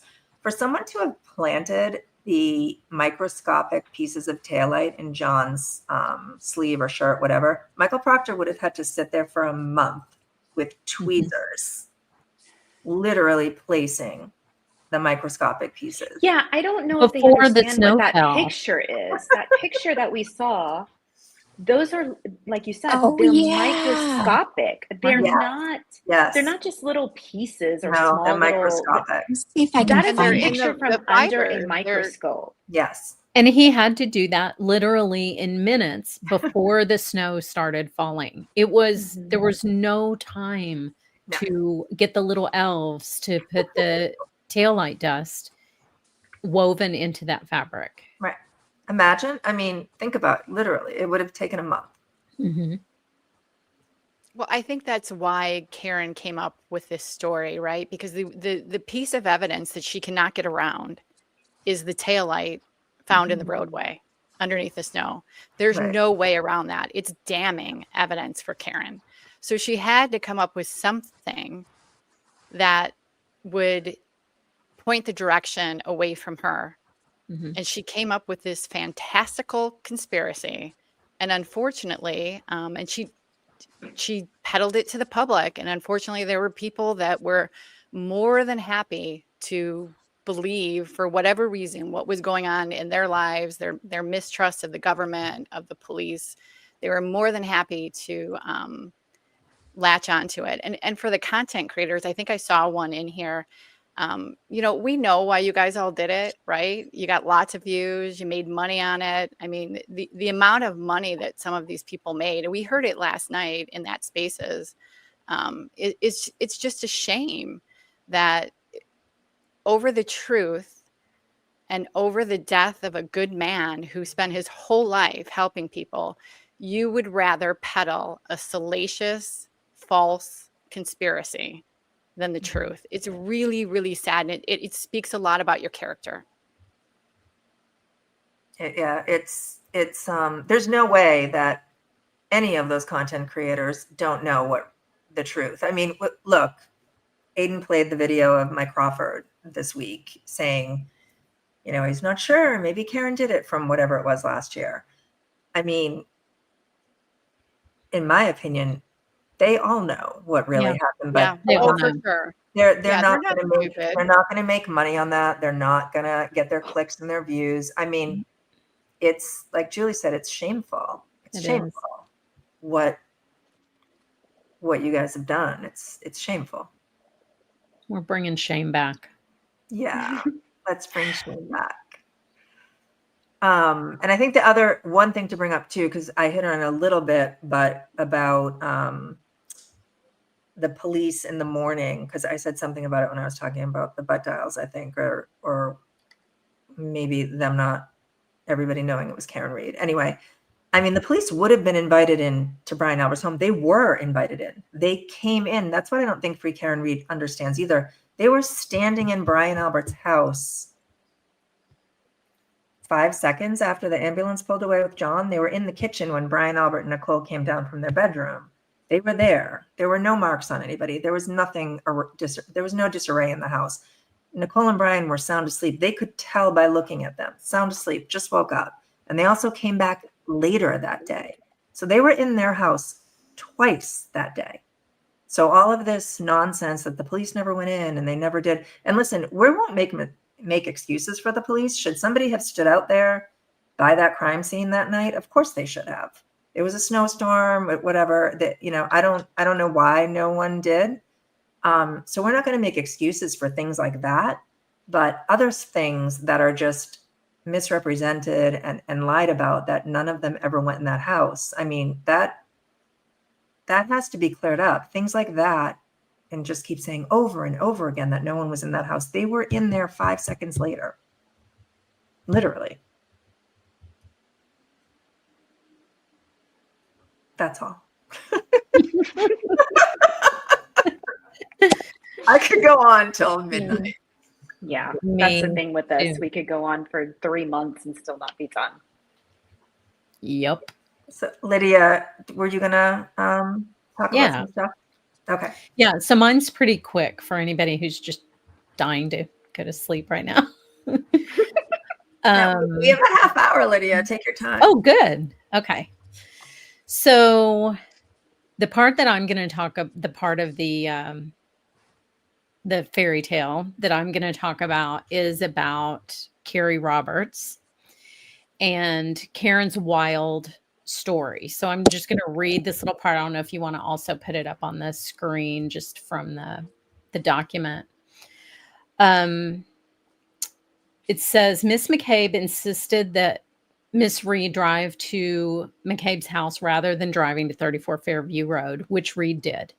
The two of them were then joined by Carrie Roberts, and the three of them left the McCabe residence. However, rather than go to 34 Fairview, oddly, Miss McCabe directed them to go back to Mr. O'Keefe's home, where Miss Reed had just come from. After the three of them finally, insert Alan Jackson drama, drove to 34 Fairview. The illogical McCabe-directed route to 34 Fairview was intentional. It allowed the house defendants more time to finish creating the scene and hiding evidence before Mr. O'Keefe's body was discovered on the Alberts lawn and the first responders arrived. So there are a few falsifiable parts of this, one of which is that it didn't happen. And that Jen McCabe and her, yeah. She's so wily. And so, you know, and I wonder when I'm reading this, time to finish the scene. So are they standing over him dropping snow, or there's a lot there, but that's not what I want to talk about. What I want to talk about is the fact that it is Carrie Roberts who said, have you looked in the house for John? She asked Karen this, and Karen said, no, that's the one place I did not look for John. I did not look for John in the house. And so Carrie says, okay, we have to drop the car off anyway. Let's go to Meadows. We'll drop the car off. We'll look around for John. And then she said she didn't know what was going to happen after that. That was just her suggestion of what to do next. And you have to remember when they're walking through these bizarre little fever dreams that they have in this filing, that Karen didn't even have Jen McCabe's phone number. She had Carrie Roberts' phone number because Carrie Roberts was very close with John and the kids and helped out a lot with the kids. So Karen had Carrie's number. She didn't have Jen's number. So how lucky was Jen that Karen happened to call the one person who was going to devise this entire conspiracy? Was she just sitting by the phone waiting for Karen to find her number somehow and call her so that her plan could all come together? That's ridiculous. That didn't happen. It happened the way Carrie said it happened. So here's a clip of Carrie's testimony about exactly that.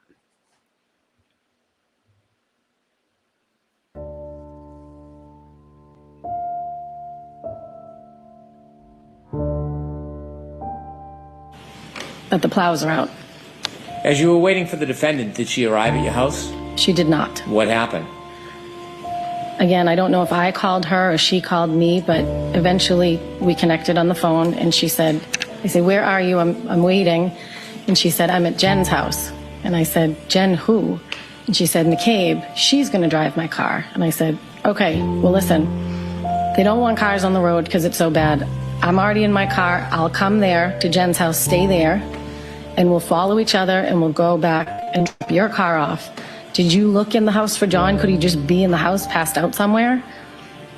And she said, no, she hadn't looked in the house. So I said, okay, now I'm going to come to Jen's. We're going to take the car home, drop it off. We'll check around the house. And then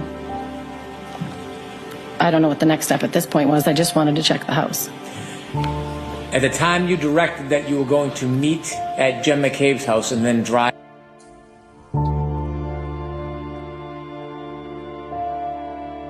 So if you had the impression that none of the attorneys for Karen Reed were paying attention during testimony, here's your sign.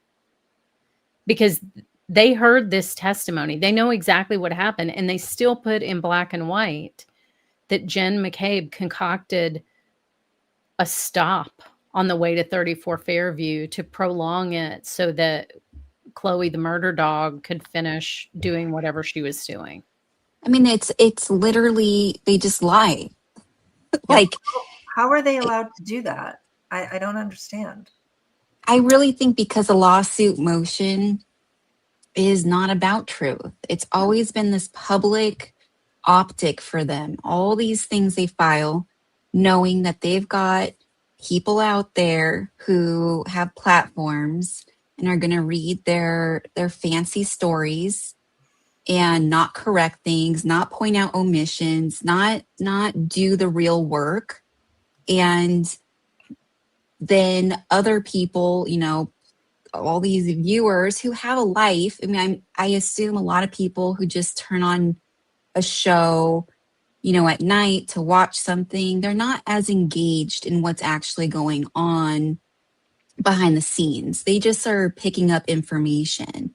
And that's kind of what I believe is really happening and how they are able to really control a media narrative.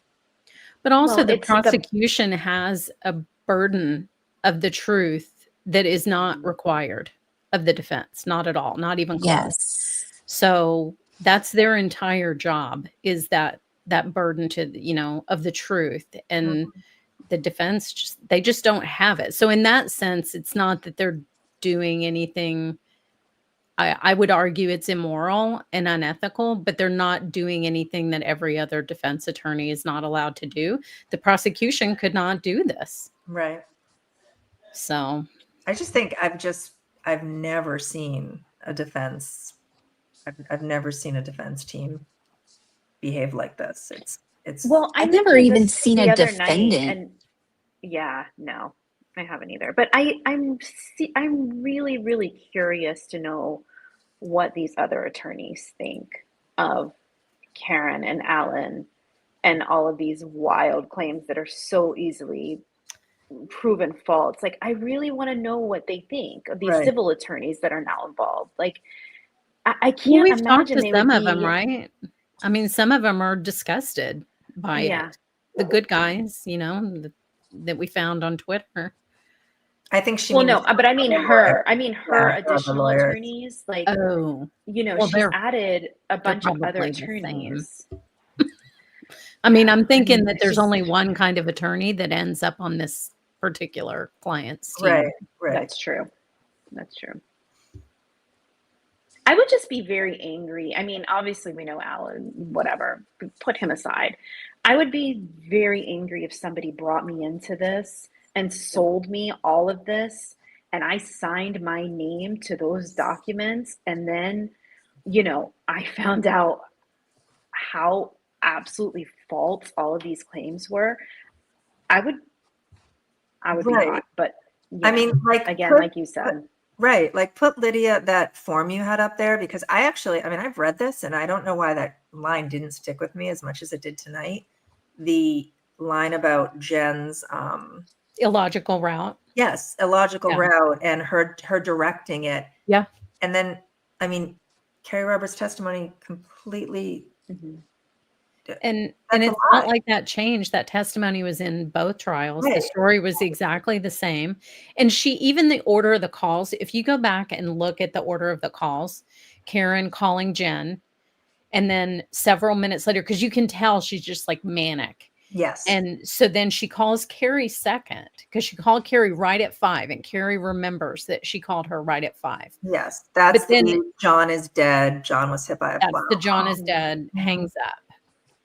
And so many questions about that. But then in the time and space in between Carrie telling her the plan, you shouldn't be driving, because Karen said, I had so much to drink, I don't even remember what happened last night. So the first thing Carrie says, as just a responsible human being, is you should not be driving. Right. So Right. I'm going to fix that. I have 4-wheel drive. I'm going to come get you. Stay where you are. And then Karen changes the plan. Karen goes to Jen. That's why in that clip that you saw, Carrie is surprised when she says, I'm at Jen's. And Right, Carrie says, right. Jen who? Like, the plan was I was going to come get you and Right. and drive you safely. And so there was so much chaos that she injected into it. And then to say that somehow during all of this chaos, Jen's like, I've got an idea. Right. I know what I'm going to do. Right. Right. I'm going to buy Pack the 7.5 peanut butter minutes. sandwiches. Let's go, girls. Right.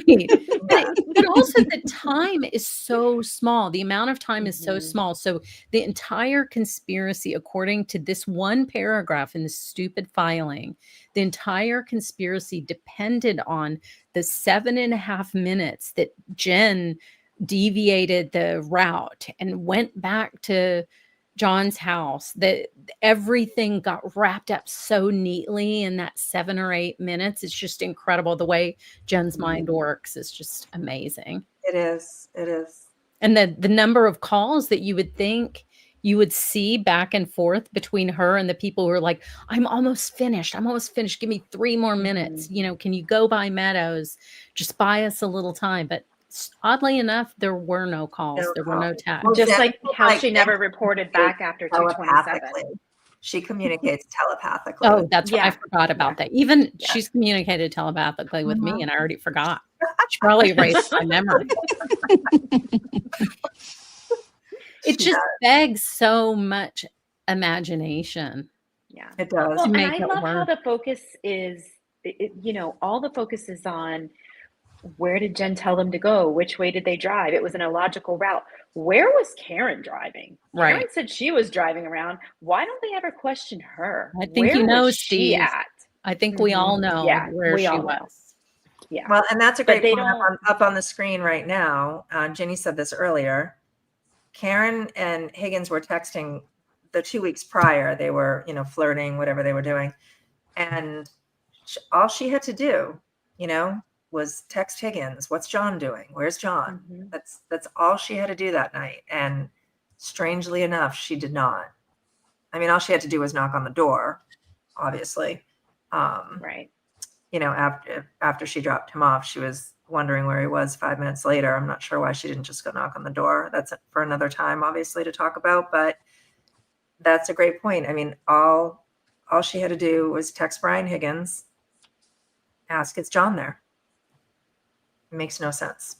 And why did it change in, like, I won't use her as an example, but if you were my friend and you came to me with this story and your timeline was you left the house, instantly thought he was with another girl somehow, which is bizarre because you saw him go in the house. So, but then by the time you get home, they've already had an entire affair. You're screaming at him in 7 minutes.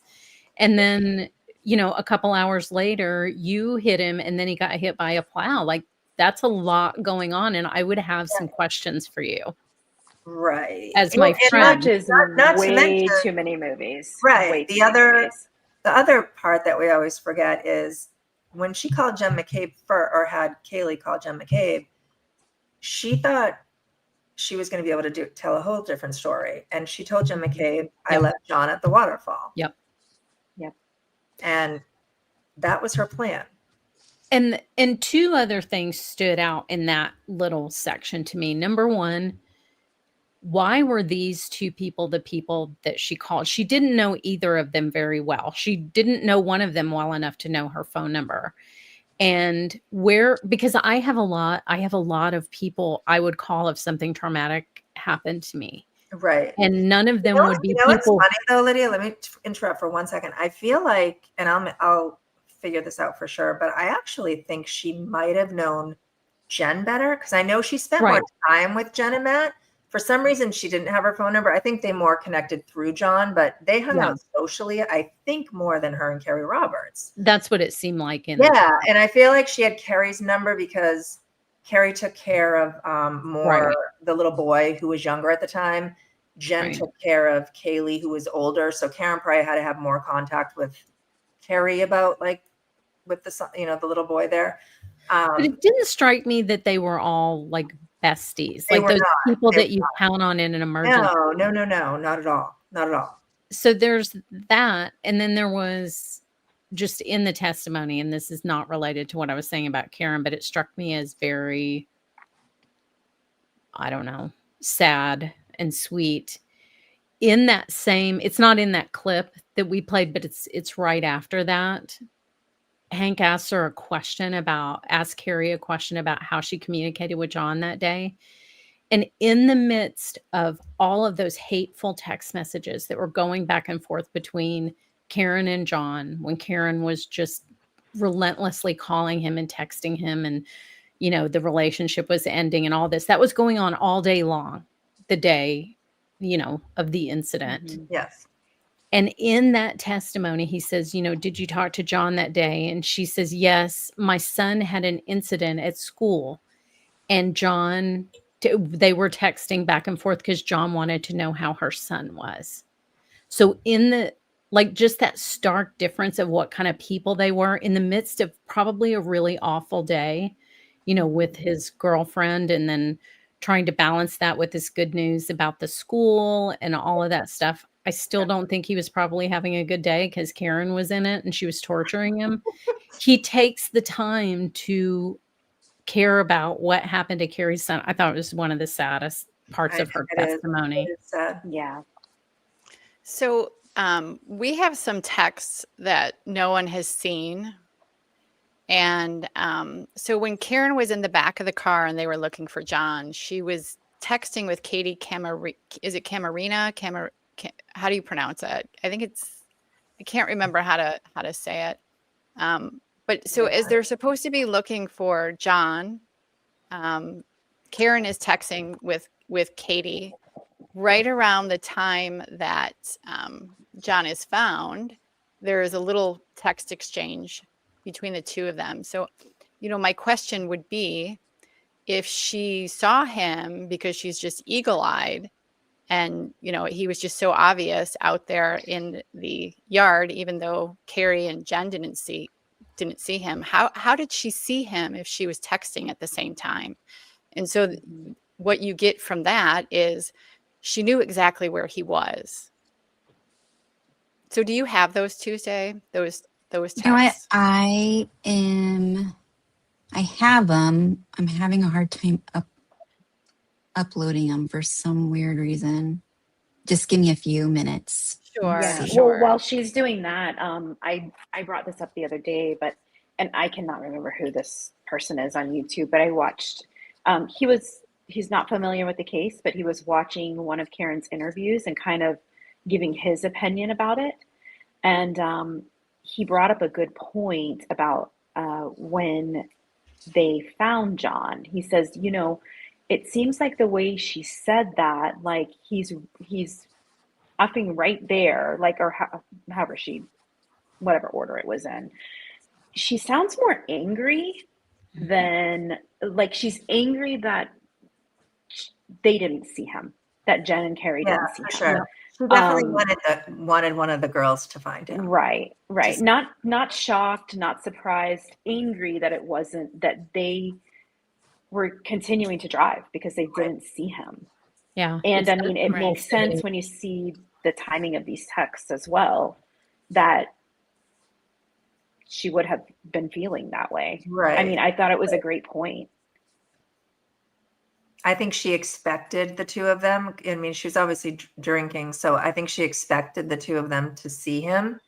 And it was so bad out. They were never going to see him from where they were ever. They weren't going to see him. Yep. So these are the texts. You can see the times. They're a little light, but there's the text that says it looks like they're trying to figure out where John might be. And Katie says, or at the station he works at, and Karen says, I don't think so. His bro is in West Bridgewater, W Bridgewater. That's 6 a.m.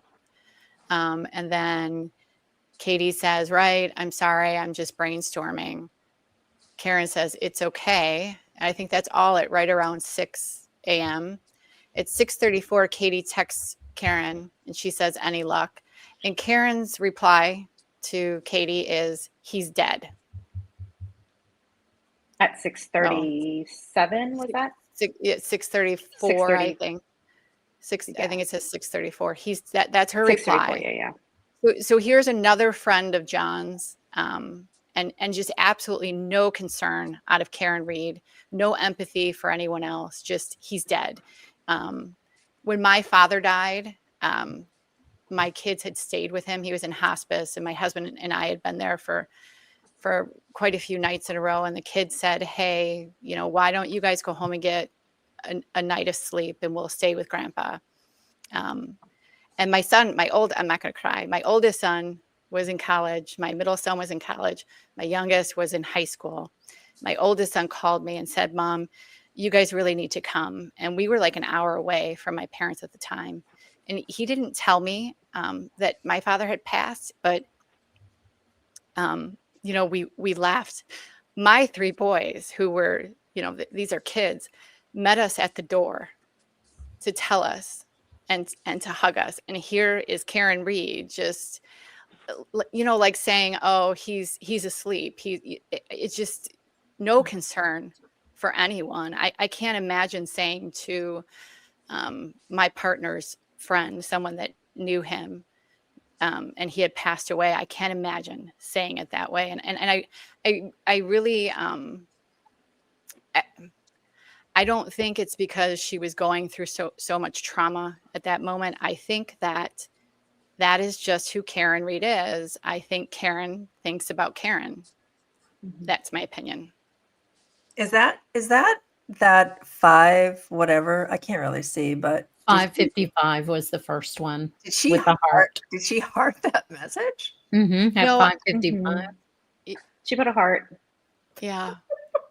And this is Katie Camerano, right? Mike's. Yes. What? Yes. Okay. Yes, Camerano. Yes. Should I pull And the you other one up? remember But I when mean, how was Katie- she looking for him when she's, this 6 She's- o'clock, if she's 6 texting- o'clock. Well, Yeah. remember, Carrie testified that she's in the back madly texting and making phone Right, calls yeah, in she the did, back of the that's right. car.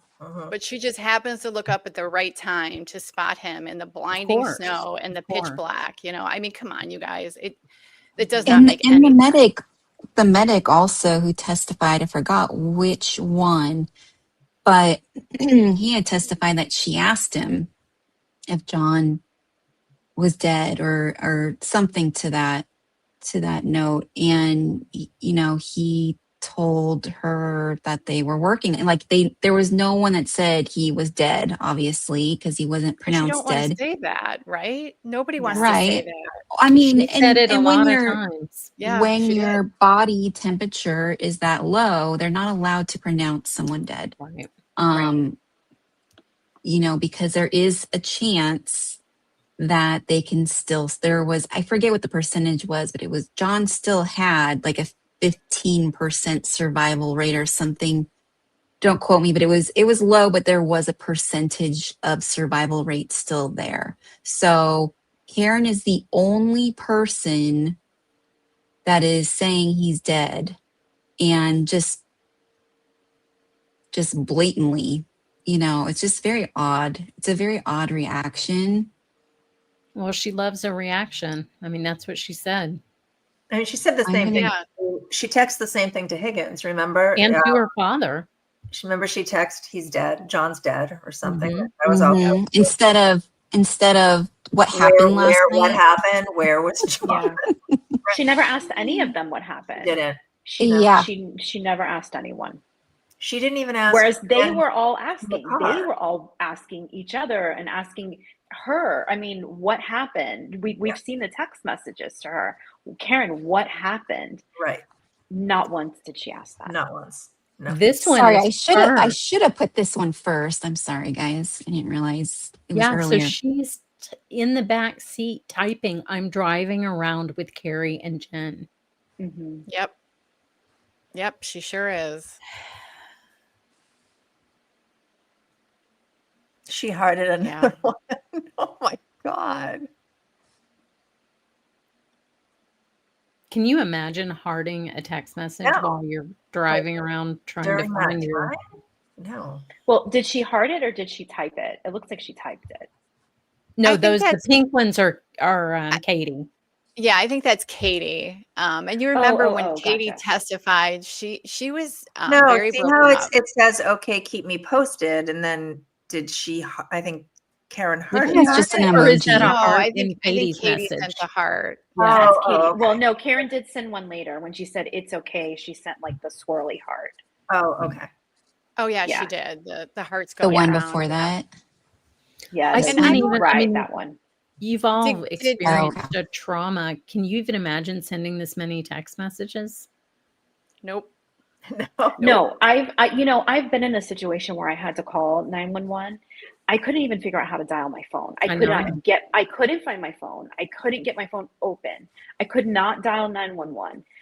I can't even imagine coherently texting anything. I mean, I was a complete mess. Thankfully, I had somebody with me and I was like, telling them, please call my husband, please call, because I could not function. I was so shocked.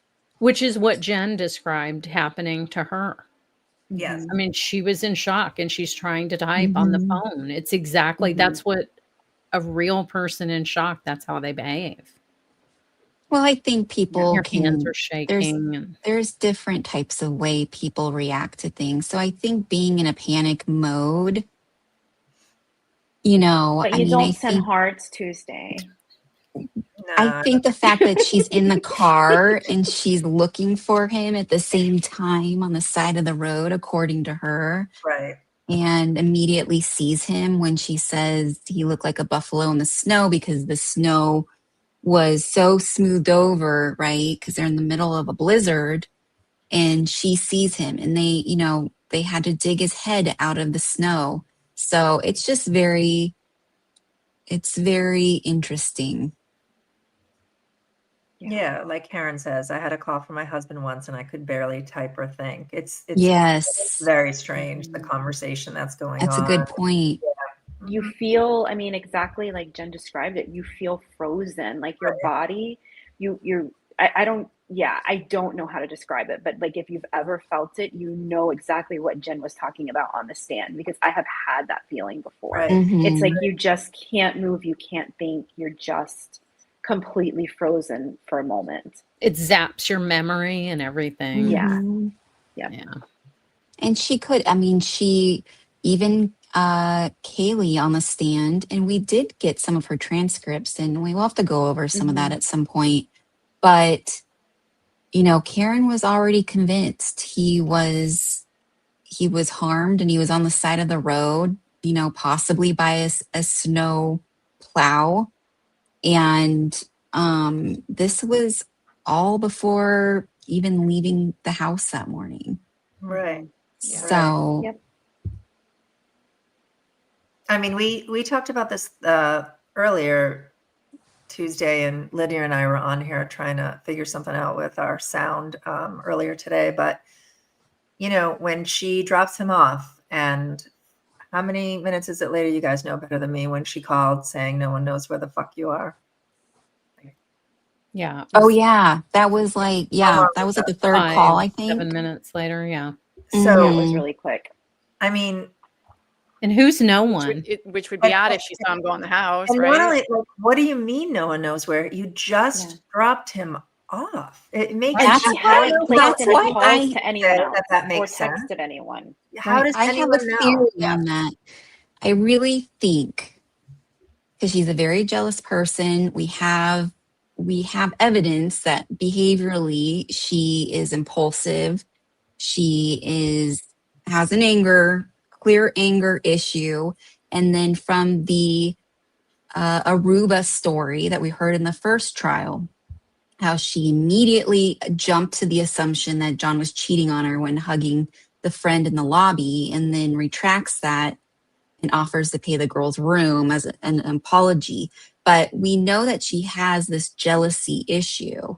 And I think she was convinced that John actually walked to Bella's mom's house. Like, I think in her drunken mind, she may have thought he went to go cheat on her.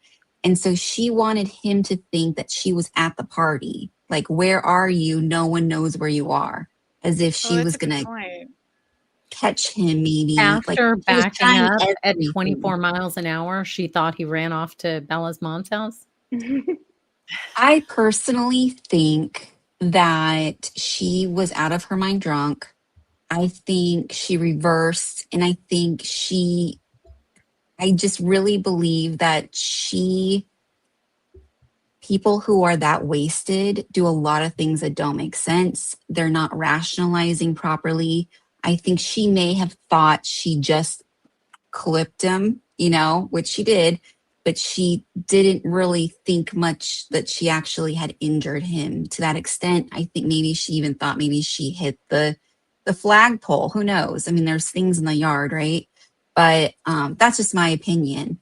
And I think as she woke up a few hours later, she really started putting things together and panicking and looking at her taillight, and it became very, very clear to her.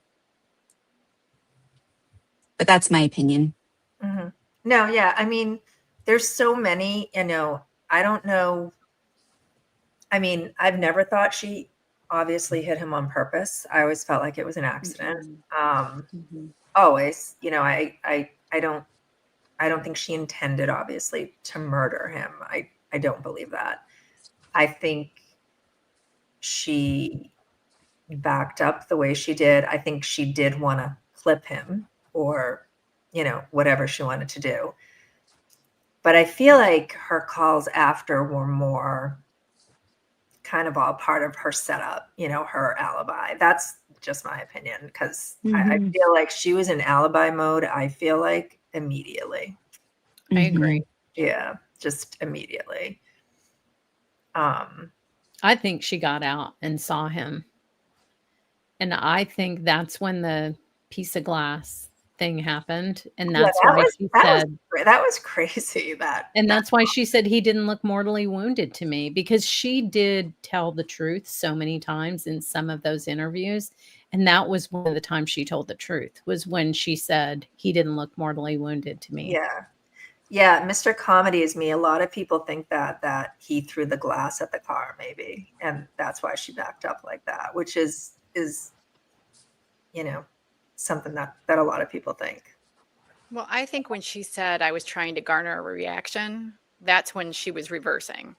She was trying to get a reaction out of him. Yeah. I think that was true. I think it was absolutely true that she was trying to garner a reaction in front of the house, but I don't think it was the slow roll. I think it was the reversal event. Yeah. Oh, yeah, for sure. Yeah. And that's what they, in statement analysis, they talk about how naturally people naturally don't want to lie. It's a very uncomfortable thing.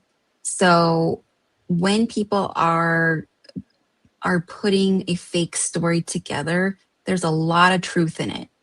They want to make as minimal amount of lies as possible to obviously avoid discomfort, but to try and keep their story together. And we'll go through at some point all of Karen's alibi stories and how they have changed through the media. And that's one thing that I feel like YouTubers never did. I mean, there's like no analysis on her behaviors, her words, any of that. I mean, I don't know if you guys have seen it. I haven't seen it. And so I don't know if that makes people uncomfortable, the people who think she's innocent, to really hone in and look at the evidence of Karen Reed, because they're just so consumed with this idea that she's been framed by, a corrupt government. But we're going to do it. We're not afraid. Yeah. We are going to do it. So that'll be a fun show for sure. There's a lot of statements to go over. So many statements. So many. Usually stuff. you don't have any statements from a defendant. Yeah. Yeah, right? Yeah. She definitely likes to talk. I starred, by the way, some comments throughout the night to try and save them. I don't know if we can all, it's getting, how much time do we have?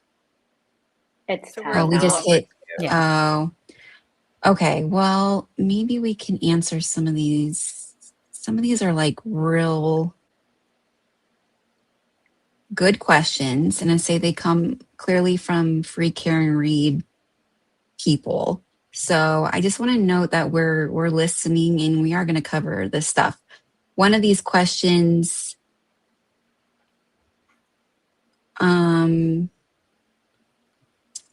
is someone asking, I can show this. Ditching phones and SIM cards. I can't overlook that. We are going to get to that. That's definitely another night. But that is a topic we are going to cover.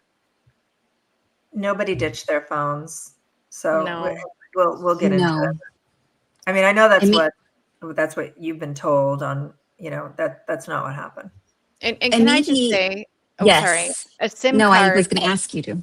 Yeah, it has no data on it, right? The only thing on a SIM card right now in this day and age is the billing information and the user information. So whoever owns that phone, the phone number, as well as that person's billing information. There is absolutely no data on it. So everything is in the cloud. And we know with both Brian Albert and Brian Higgins, they had iPhones. Everything that was on that phone is in the cloud. It's not on the SIM card. It is a misconception that Alan Jackson put out there to make it look suspicious that he took those apart. But the reason why you would take a SIM card out of a phone is that so no one can, number one, get your billing information, and two, so that no one can impersonate you. The SIM card thing is another red herring. It is absolutely meaningless. Removing a SIM card is not what you think it is. It's not like you're destroying all the data. So, yeah. But just a note to everyone, you are at risk if you just leave your SIM cards lying around, because someone can take one and go into an AT&T store, buy a phone, put your SIM card into that new phone, and that's why people tend to destroy them or just hang on to them forever. Right. I think if I remember correctly. And the other part of that, yeah. Oh, I was just going to say. The other part of. Sorry, I'm going to keep cutting you off. I just wanted to note real quickly and I don't know if you guys listened to the prosecutor's podcast on this case, but I remember Alice talking about the SIM card, and she's an attorney, and I'll have to look for that episode and link it to you or on social media or something. But she talks about the SIM card, and she's like, there's certain jobs where you're going to want to make sure that your security, that you are handling appropriately when you switch new technology and things like that. And she's like, I would do that. That would be something I would do. She does. Like in the final wrap up when they were discussing like after the verdict, she also said she gets rid of her either phone, she destroys her phone, or I think she said she destroys her phone. Yeah. He was an undercover agent, you guys, Brian Higgins. Yeah. I mean, he was an undercover agent. Like, I mean, he's not anymore, obviously, because he can't be because of all you guys, but he was an undercover agent. I mean, what, like, And we'll get into the trash stuff. I don't know if we want to touch on that or not because it's so late. Do you Yeah, guys I want to think just? we should. Yeah. Because Yeah, it's I mean, so that's misunderstood. yeah, that's a lot of long I stuff. feel but- him on the trash thing. I don't want to pay for my trash either. My husband takes it ours because is we don't want to pay. ridiculous. Ours is, we don't get trash service here, so we have to pay for private service, Yeah. and we don't want to. So my husband takes it. Yeah, I mean, we do too. I think it's like $380 a quarter. It's outrageous. It's ridiculous. It's insane. Yeah. There's another question here from Mark's E0. How I much saw that. you guys been paid to come out with this BS? Nothing. Absolutely nothing. You're looking at people who are just donating their time to get the truth out. This is not about money.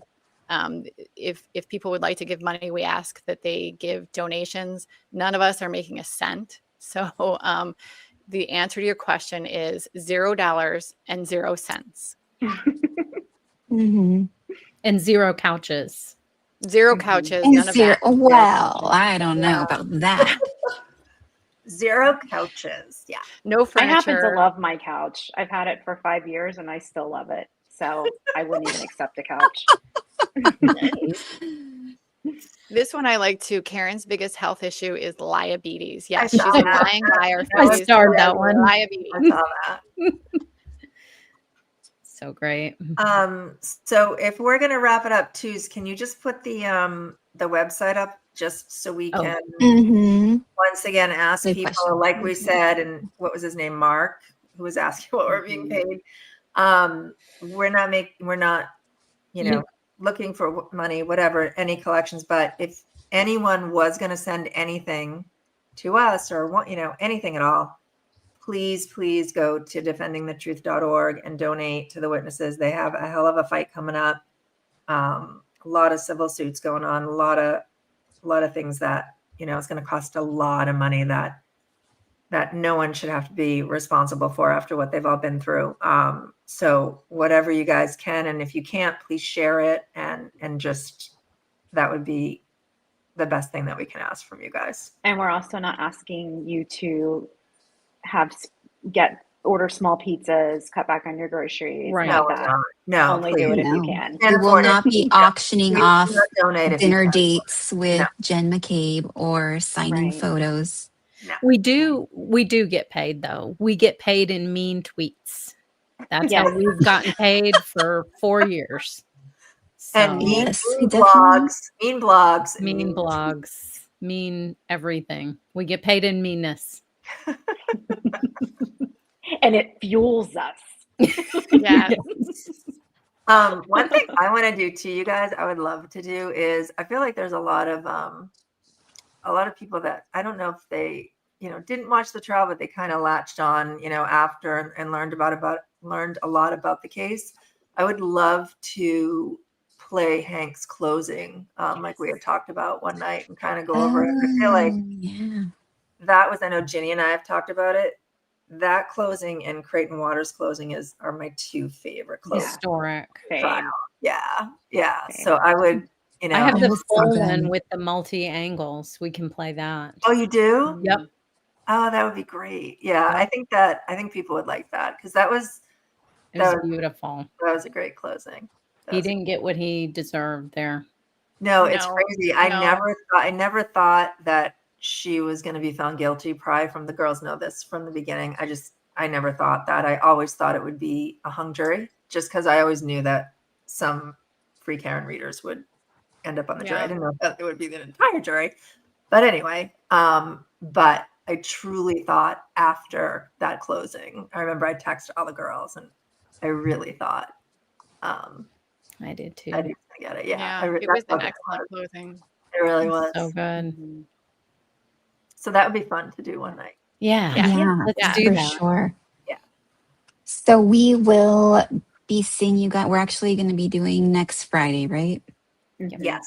The next 2 weeks will be Friday. Fridays. Right? Yes. Yes. Friday's the next 2 weeks. Yes, yes. Was that it? Okay. Yeah. Oh, and tomorrow again, reminder, it is John's 50th, or would be, I should say, John's 50th birthday. So if you want to send a loving message on the donation site, we're trying to stick with the 50 number, so it could just be $5. And leave just a really sweet comment, and we're going to put together a video for his family. So that would be much appreciated. Hashtag him too, if you remember. No big deal if you forget. And I'll try and tweet it out too to remember. And then we're going to finish and end on an outro video. Is there anything else you guys wanted to talk about before I just want to say, for whoever lives around here, if you haven't seen the billboard yet, the Testify billboard up near Gillette, it's a really great billboard. So check it out if you're ever up at the stadium. It looks great in Foxborough. So I meant And to. if you guys, send a picture. sorry. That's okay. I meant to send Tuesday a picture to put up to show people, and I forgot. If you guys could say a prayer or send some good energy to the O'Keefes, his mom and dad and his brother, his nephew, his niece, all the people that loved him, his friends who miss him dearly. If you could say a prayer for those people, if you're not a prayerful person, just send them some good energy and keep them in your thoughts tomorrow, because I'm sure it's going to be a very hard day for them. Yeah, I can't imagine how hard tomorrow will be for them. Yeah. All right, guys. Thanks, guys. I just love seeing everybody in the chat. It's I don't know, you guys are amazing. I really appreciate it. And also, I wanted to remember to do this every show. I want to thank the mods, because you guys are doing the unsung hero work. Thank you so for much. sure. So thank you. all right. Thank you. All right, we'll see you guys Good next night. week. Good night. Good night, guys. Everybody that I've encountered has been nothing but nice and very genuine in this case. Thing I would like to say is that, I don't condone harassment in any way.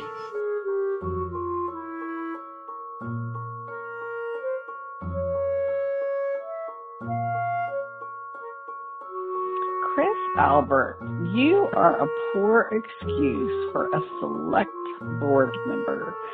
You and your son, Colin, are pussies. And your brother, Brian, has caused so much shit that I hope he gets what's coming to him, as well as you and Colin. You are all a bunch of pussies who think you are above the law, and you will get away with anything, and your day is coming. Yeah, or with the duck, really? Yeah, okay, get a life. Thing I would like to say is that, I don't condone harassment in any way.